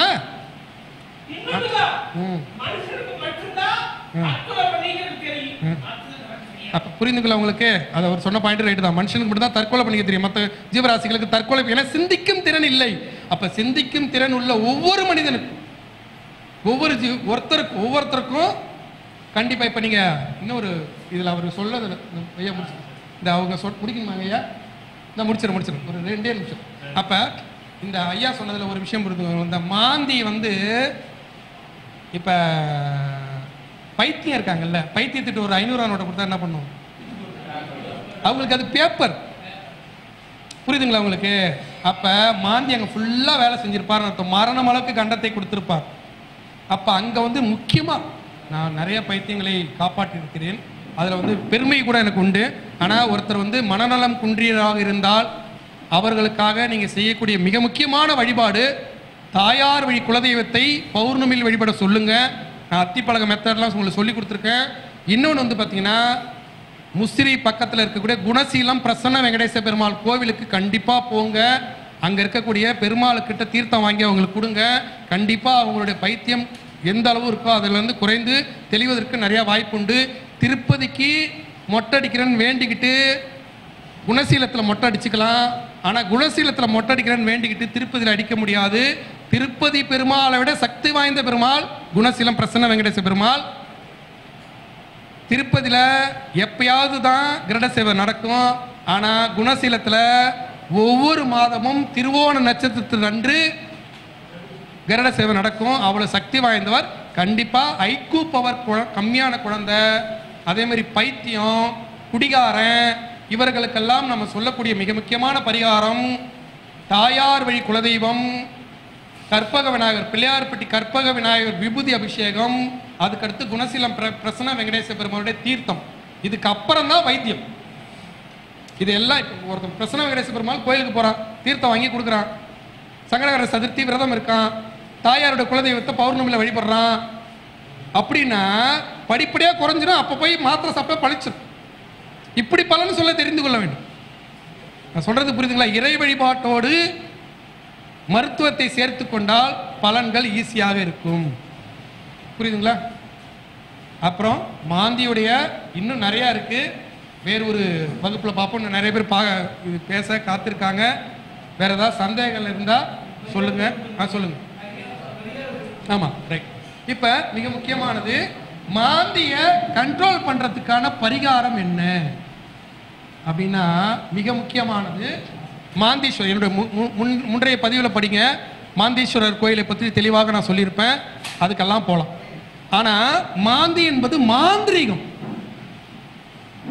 மாந்திரீகத்தின் வழியாக நம்ம வந்து மாந்தியை கட்டுப்படுத்தலாம். எங்கள் மாந்திரிக சக்கரவர்த்தி மணிமுருகன் ஐயாலாம் அந்த மாந்திரிகத்தில் கிங்கு. புரியுதுங்களா உங்களுக்கு? மாந்திரிகத்தின் மூலியமாக இந்த மாந்தியை நம்ம கட்டுப்படுத்தலாம். இன்னொன்று, மாந்திக்கான தெய்வம் யார் அப்படின்னா எங்கள் அம்மா காளி தான். காளி வழிபாடு, காளி வழிபாட்டை செய்து மாந்தியை கட்டுப்படுத்தி விடலாம். மாந்திரிக வழிபாட்டின் மூலியமாக மாந்தியை கட்டுப்படுத்தி விடலாம். புரியுதுங்களா உங்களுக்கு? அப்போ மாந்தியை கட்டுப்படுத்துறதுக்கு யாரு அப்படின்னா காளி. அப்போ இப்போ ஒருத்தன் வந்துட்டான், அவனுக்கு கண்டம் இருக்கு. அப்போ என்ன பண்ணா, தில்லை காளியோ அஷ்டபுஜ காளியோ, புரியுதுங்களா, காளிக்கு யமகண்டத்தில் போய் விளக்கு போட சொல்லுங்க. அதனுடைய தீவிரம் கம்மியாக இருந்தால் குறைந்து விடும். அப்போ மாந்தியை கட்டுப்படுத்துவதற்கு மாந்தி பூஜை என்று செய்யலாம். அது வந்து நானே நிறையா செய்கிறேன். ஆனால் அது மினிமமே நமக்கு வந்து 48 ஒரு நாளைக்கு வந்து 1000 ரூபா. 48 நாளைக்கு எவ்வளோ ஆச்சு? 48,000. அது இல்லாமல் அப்புறம் கலசம் போடுறது எல்லாம் சேர்த்து ஒரு 60 ரூபாய்க்கு மேலே போகுது. அதை விருப்பப்பட்டு செய்கிறவங்க செய்கிறாங்க. புரியுதுங்களா? ஏன்னா மாந்தி பூஜையில் சில விஷயங்களை வந்து நேரடியாக பார்க்க முடியாது. அதுக்கான தாயத்து, அதுக்கான அந்த மாந்திரிக பூஜையோட கலசம், அந்த மாதிரி தான் நம்ம கொடுப்போம். சொல்கிறது புரியுதுங்களா? இது ஒரு மெத்தட். இன்னொன்று, நான் அவ்வளோ கொடுக்க தேவையில்லை. இப்போ ஒருத்தருக்கு மாந்தி வந்து வெறும் 20 டிகிரி தான் இருக்காரு, வெறும் 30 டிகிரி தான் இருக்குன்னா அவருக்குலாம் அவ்வளோ செலவு பண்ணி பண்ண தேவையில்லை. அவங்களுக்கு வேற காளி வழிபாட்டை செய்தாலே குறைந்து விடும். இது எல்லாம் அந்த மாந்தியுடைய டிகிரி வேல்யூவை பொறுத்து. அப்போ மாந்திக்கான மிக முக்கியமான பரிகாரம் என்னன்னா மாந்திரிக பரிகாரம். இன்னொன்று வந்து மாந்திரிக பரிகாரன்றது கேரளாவில் பண்ணுறது. அது நான் நிறையா பண்ணுறேன். அது நிறையா நான் பண்ணுறேன். ஆனால் அதுக்கான செலவினங்கள் இருக்குது, அதை செய்துக்கணும். ஒன்று, செலவினங்கள் செய்ய முடியல, மாந்தியோட தோஷமும் கம்மியாக இருக்குது அப்படின்னா காளி வழிபாட்டுக்கு ரெஃபர் பண்ணுங்க. காளி தான், அவளுக்கு மட்டுமே கட்டுப்படணும். சனியோடைய தாக்கத்தை குறைப்பது யார் அப்படின்னா பைரவர். சனின்னா பைரவர்கிட்ட வடிப்பிடணும். ஒருத்தன் சட்டம் படிக்கிற வக்கீல்னா சட்டநாதரை போய் பாரு சீர்காழியில் அப்படின்னு சொல்லணும். சட்டநாதரை பார்க்காம சட்டம் படிக்க முடியாது. அதே போல மாந்தி அப்படின்னா காளி. காளி வழிபாட்டை செய்யாமல் மாந்திக்குள்ளார நீங்க போக முடியாது, மாந்தியை எடுக்க முடியாது. அதே மாதிரி மாந்திக்குன்னு நீங்க செலவினங்களை செய்து தான் ஆகணும். ஒன்று. ரெண்டாவது, மாந்தி தோஷத்தை போக்குவதில் மிக முக்கியமானது மரண வீட்டுக்கு செல்வது. என்னோட அலுவலகத்துக்கு வந்தீங்கன்னா, இப்போ ஒவ்வொரு முறை நான் ஈரோட்டுக்கு வரும்போதும் பார்த்தீங்கன்னா நிறைய புடவை எடுத்துகிட்டு போவோம். நல்லா பட்டு புடவை மாதிரி இருக்கும். அந்த பட்டு புடவை 2 இடத்துக்கு போவோம். ஒன்று, மரண வீட்டுக்கு. என் காதில் வந்துருச்சுன்னா, என்னுடைய மச்சின்சி இறந்துட்டாங்க, நான் ஐயாட்ட சொன்னேன். அப்போ அந்த மரணத்துக்கு என்னால் போக முடியாத சூழல் கூட இருந்துச்சு. நான் மெனக்கிட்டு நான் போனேன். போய் அங்கே செஞ்சதே என்னென்னா புடவை சாத்திரம் தான் நான் போனது. ஏன்னா மாந்தி சனீஸ்வர பகவானின் அழுக்கில் இருந்து தோன்றியவர்னு ஒரு வரலாறு உண்டு. அதை பற்றி நான் அடுத்த வகுப்பில் நான் பார்க்குறேன். இன்னொரு வாய்ப்பு எங்கள் முகுந்தன் ஐயா எனக்கு தருவாருன்னு நான் நம்புகிறேன். தருவாரா மாட்டாரான்னு அப்புறமா தான் தெரியும். தருவார்னு நான் நம்புகிறேன். அப்போ வரும்போது சனீஸ்வர பகவானுடைய அழுக்கிலிருந்து மாந்தி எப்படி தோன்றினார், அழுக்கிலிருந்து தோன்றிய பார்வதி தேவியின் அழுக்கிலிருந்து தோன்றியவர் விநாயகர் பெருமான். அந்த விநாயகர் பெருமானுக்கு அழுக்கிலிருந்து தோன்றியவர் சொல்றதால அவருக்கு அழுக்கா இருந்தாலும் பிடிக்காது. நீ அழுக்கா இருந்தானா அவருக்கு பிடிக்கவே பிடிக்காது. சனீஸ்வர இவர் விநாயகருக்கு உன்னை பிடிக்கவே பிடிக்காது. அதே போல சனீஸ்வர பகவானுடைய அழுக்கிலிருந்து தோன்றியவர் மாந்தின்னு ஒரு வாதம் உண்டு. அதனால அழுக்கே அவருக்கு பிடிக்காது. அந்த அழுக்கு எங்க பிடிக்காது அப்படின்னா, மரண வீட்டில் இருக்கக்கூடிய அழுக்கு பிடிக்காது. புரியுதுங்களா உங்களுக்கு? மரண வீட்டில் யாரு நம்ம அழுக்கா இருக்கலாம், யார் அழுக்கா இருக்கக்கூடாது, மரணித்தவர் அழுக்காக இருக்கக்கூடாது. மரணித்தவர் தான் குளிக்க வைக்கிறோம், அதுதான் அவருக்கு நிறைய புத்தாடைகள் புது துணிகள்லாம் போடுறோம். மரணித்தவருக்கு நீங்க செய்யக்கூடிய சேவை மாந்தியை கட்டுப்படுத்தும். நான் நிறையா அனாதையாக இறந்து போனவர்களுக்கு மரணத்திற்கு நான் பணம் அனுப்பிட்டு இருக்கேன். புரியுதுங்களா உங்களுக்கு? அதெல்லாம் மாந்தியை கட்டுப்படுத்துவதற்கான வழிபாட்டு முறைகள். புரியுதுங்களா? மாந்தியை கட்டுப்படுத்துவதற்கு காளி வழிபாடு, மரண வீட்டுக்கு செல்வது. ஒண்ணும் இல்லைங்க. ரோட்ல போறீங்க, எதிரில் பிணம் வந்தா நல்லது எப்படி சொல்ற அப்படின்னா, பிணம் பார்த்த பிறகு, அந்த மரணித்தவரை பார்த்த பிறகு ஒரு நிமிஷம் நிற்ப, இல்ல ஒரு நிமிஷம் அவரை நீ பார்க்கும் போது அவருக்கு நீ மரியாதை செலுத்துகிறாய். அப்ப உன்னுடைய மாந்தி தோஷமானது நீக்கப்படுகிறது, உன்னுடைய காரியம் வெற்றி அடையுது. இதெல்லாம் மறுக்க முடியுமா உன்னால? ஆமா, நிக்கணும். இதை நான் முழுமையாக உணர்ந்தது எங்கன்னா, மதங்களை கடந்து, ஐயா ஒரே ஒரு விஷயம் ஐயா, மதங்களை கடந்து நாகூர்ல சிவன் கோயில் ஒரு தெரு இருக்கு. அங்க நாகவல்லி சமேதராக நாகராஜா இருக்காரு. அவ்வளவு சக்தி வாய்ந்தவர், நாகதோஷத்தை நீக்கக்கூடியவர். அவருடைய தேர் வருது. ஒரே ஒரு கான்ஸ்டபிள் போறாரு. தேர் அமைதியா போகுது. எல்லாரும் எழுந்து நிற்கிறார்கள், அந்த சிவனுக்கு மரியாதை செலுத்துகிறார்கள். அவர்கள் முஸ்லீம். அதே ஊர்ல இறந்தவர்கள் போகிறார்கள், எழுந்து நிற்கிறார்கள். எழுந்து நிற்பது, நீங்க முஸ்லீம் கிறிஸ்தவத்தை வேற்று மதத்தவர்கிட்ட நம்ம பின்பற்ற வேண்டிய ஒரே விஷயம் வணங்குறாங்க. அதை ஏன் நம்ம செய்ய மாட்டோம்? வணங்குதல் என்பதே வாழ்வு. நீ வணங்குறியா? அது பாட்டு போயிட்டு இருக்கு, இவன் பாட்டு வேகமா போயிட்டு இருப்பான். ஏன் நின்ன ஒரு நிமிஷம் நின்று இறங்கி நின்று போனா, யாரோ இறந்தவங்க, அவங்க ஆத்மா, அவங்க மரணித்தவர், அவங்க சாமி கும்பிட்டா அவருடைய மாந்தி தோஷமானது நீக்கப்படும். புரியுது உங்களுக்கு? காளி வழிபாடு, அது மாதிரி மரணித்தவருக்கு மரியாதை செலுத்துவது, மரண வீட்டிற்கு சென்று மரணித்தவருக்கு குளிப்பாட்டுறாங்க தெரியுங்களா? ஒருத்தன் ஒண்ணுமே இல்லை, சும்மா ஒண்ணுமே இல்லை, அவன் ஒரு பைத்தியம் மாதிரி இருப்பான். மற்றவன் நம்ம டீசெண்டா பார்த்து தொட்டு தூக்கி குளிப்பாட மாட்டான். ஆனால் அவன் குளிப்பாட்டுவான். அவன் எங்க போனாலும் சக்சஸ் ஆயிடுவான் தெரியுமா? எந்த இடத்துக்கு போனாலும் சக்சஸ். மரணித்தவரை அழுக்கில்லாமல் பார்த்து கொண்டால் மாந்தி பகவான் உங்களை பார்த்துக் கொள்வார். இதுதான் அவருடைய சாராம்சம். புரியுதுங்களா? இதை பற்றி இன்னும் விரிவாக நிறைய பேச இருக்கு. அடுத்த வகுப்புல அடுத்து இதே போல் ஒரு வாய்ப்பு முகுந்தரையா தருவாங்க, அதில் பார்த்துக்கலாம். அதே மாதிரி மாந்திரீக தேசம், மாந்தியுடைய தேசம், மாந்திரிகத்தின் மூலியமாக மாந்தியை கட்டுப்படுத்தலாம். எங்கள் மாந்திரிக ஐயா மணிமுருகன் ஐயா இருக்காங்க. புரியுதுங்களா? அதே மாதிரி பார்த்தீங்கன்னா, ஏன்னா அவங்களாம் நிறையா சொல்கிறாங்க. நான் கேரளாவில் படித்ததெல்லாம் அவங்களுடைய வகுப்பில் நான் கொல்லிமலை வகுப்பில் பார்க்கும்போது, பரவாயில்லையா இங்கேயும் பண்ணுறாங்கய்யா, அவங்களெல்லாம் சாப்பிட்ருவாங்களாட்டுக்கு இவங்க அப்படின்னு நான் நினச்சி பெருமைப்பட்டு கொண்டேன். அப்படி ஒரு நல்ல விஷயங்கள்லாம் பண்ணுறாங்க, எல்லாம் சந்தோஷமாக இருக்குது. அதனால் ஜோதிடத்தில் நிறைய விஷயங்கள் இருக்குது, நிறைய விஷயங்களை தெரிந்து கொள்ளுங்க. உங்களுக்கான தளத்தை உங்களுடைய குலதெய்வ வழிபாடு, நான் இப்போ சொல்லிக் கொடுத்த மாதிரி குலதெய்வ வழிபாடு செய்யுங்க. உங்களுடைய தளத்தை, உங்களுக்கான வெற்றி வாய்ப்பை உங்கள் குலதெய்வம் தரும், உங்கள் இஷ்ட தெய்வம் தரும், உங்களோட ஆத்மா தரும், இந்த பிரபஞ்சம் தரும். உண்மையான உழைப்பு, உண்மையான அர்ப்பணிப்பு, ஜோதிடத்தில் மிகப்பெரிய ஒரு வளர்ச்சி. உணவகம் எப்படி எத்தனை மக்கள் தொகை பெருக பெருக உணவகம் பெருகி கொண்டே இருக்கும். எத்தனை உணவகம் இருந்தாலும் ஓடிக்கிட்டு தான் இருக்கும். புரியுதுங்களா உங்களுக்கு? அதேமாதிரி எத்தனை ஜோசியர் உருவானாலும் நாம் இன்னும் உருவாகிக்கிட்டே இருக்கலாம். அவ்வளோ ஜோசியர் தேவைப்படுறாங்க. சரிங்களா? அதனால் இந்த ஜோசியத்தை போற்றுவோம். எல்லாரும் நலமாக வளமாக வாழ வாழ்த்துக்கள். மீண்டும் இதே போல் ஒரு நிகழ்ச்சி உங்களை சந்திக்கும் வரை உங்களது விடைபெறுவது உங்கள் வாழ்வியல் ஜோதிடர் டாக்டர் சீதா சுரேஷ். நன்றி, வணக்கம்.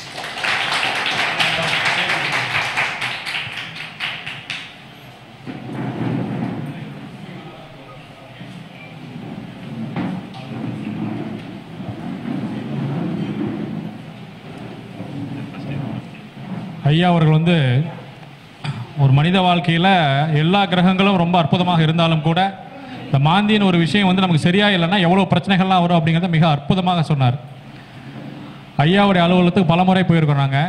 அதே மாதிரி ஐயா எந்த நிகழ்ச்சிக்கு போனாலும் சரி, முதல்ல அவர் போய் கேட்குற கேள்வி, ஐயா அன்னதானத்துக்கு என்னங்க ஐயா பண்ணியிருக்கீங்க, முதல் கேள்வி அவர் அதுதான் கேட்பார். அதுக்கு அடுத்ததாக தான் மற்ற விஷயங்களை பேசுறதுக்கு ஆரம்பிப்பார். அதே மாதிரி நாங்கள் நடத்தின எல்லா நிகழ்ச்சிகளுக்கும் ஐயா தான் அன்னதானம் பண்ணி கொடுத்துட்ருக்கார். அதே போல் நம்ம மாநாட்டில் தெரியும் எல்லாருக்குமே பேக் வாங்கிட்டு போனது எல்லா விஷயங்களுமே. அது எப்பவுமே யாருக்கும் பயப்படாத போர்க்குணம் கொண்ட ஒரு ஜோதிடர்னு ஐயா தான். அரசியல்வாதியும் டைரக்டாக எதிர்வார், சினிமா நடிகளையும் எதிர்வார், சமூகத்தில் பெரிய பெரிய ஆளெலாம் யோசிக்கவே மாட்டார். என்ன உண்மையோ அதுதான், அவ்வளோதான். நீ அது என்ன பண்ணாலும் சரி அப்படிங்கிற மிக துணிச்சலான ஒரு நபர். மாந்தியினுடைய தோஷம் இங்கே வந்தவங்க அனைவருக்குமே நிவர்த்தி ஆகிருக்கும். ஏன்னா ஐயா மாந்தி பரிகாரங்கள் ஏறக்குறைய பல லட்சம் முறைகள் பண்ணியிருக்காரு. அப்படிங்கும்போது இன்னைக்கு எல்லாருக்குமே நிவர்த்தி ஆகிருக்கும். அதுக்காக ஐயாவுக்கு ஒரு நன்றி செலுத்திட்டு இப்போ ஐயா அவர்களுக்கு கௌரவப்படுத்துகிறோம். அனைவரும் கைத்தட்டி உற்சாகப்படுத்துங்கள். நன்றி.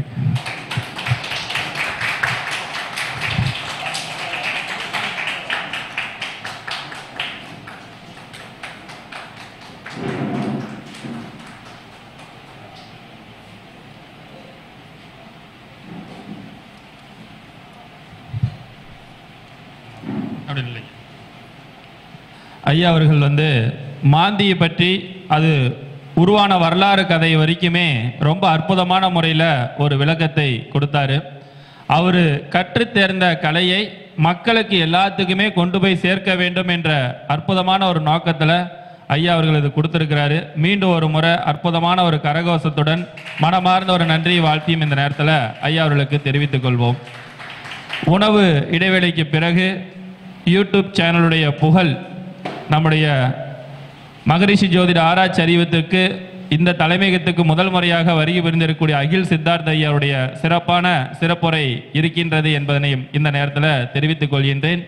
அடுத்ததாக பண்டிட் பாலசுப்ரமணிய அவர்கள், கிருஷ்ணமூர்த்தி ஐயா அவர்கள் முதல் முறையாக நம்முடைய மகரிஷி ஜோதிட ஆராய்ச்சி அறிவத்துக்கு வருகை புரிந்திருக்கக்கூடிய 2 பெண்மணிகளும் ரொம்ப ஒரு அற்புதமான ஒரு கருத்துக்களை இந்த நேரத்தில் ஒவ்வொருத்தரும் ஒவ்வொருடைய அற்புதமான கருத்துக்களை இந்த நேரத்தில் பதிவு செய்ய இருக்கின்றார்கள். இப்பொழுது உணவு இடைவேளைக்கு பிறகு இந்த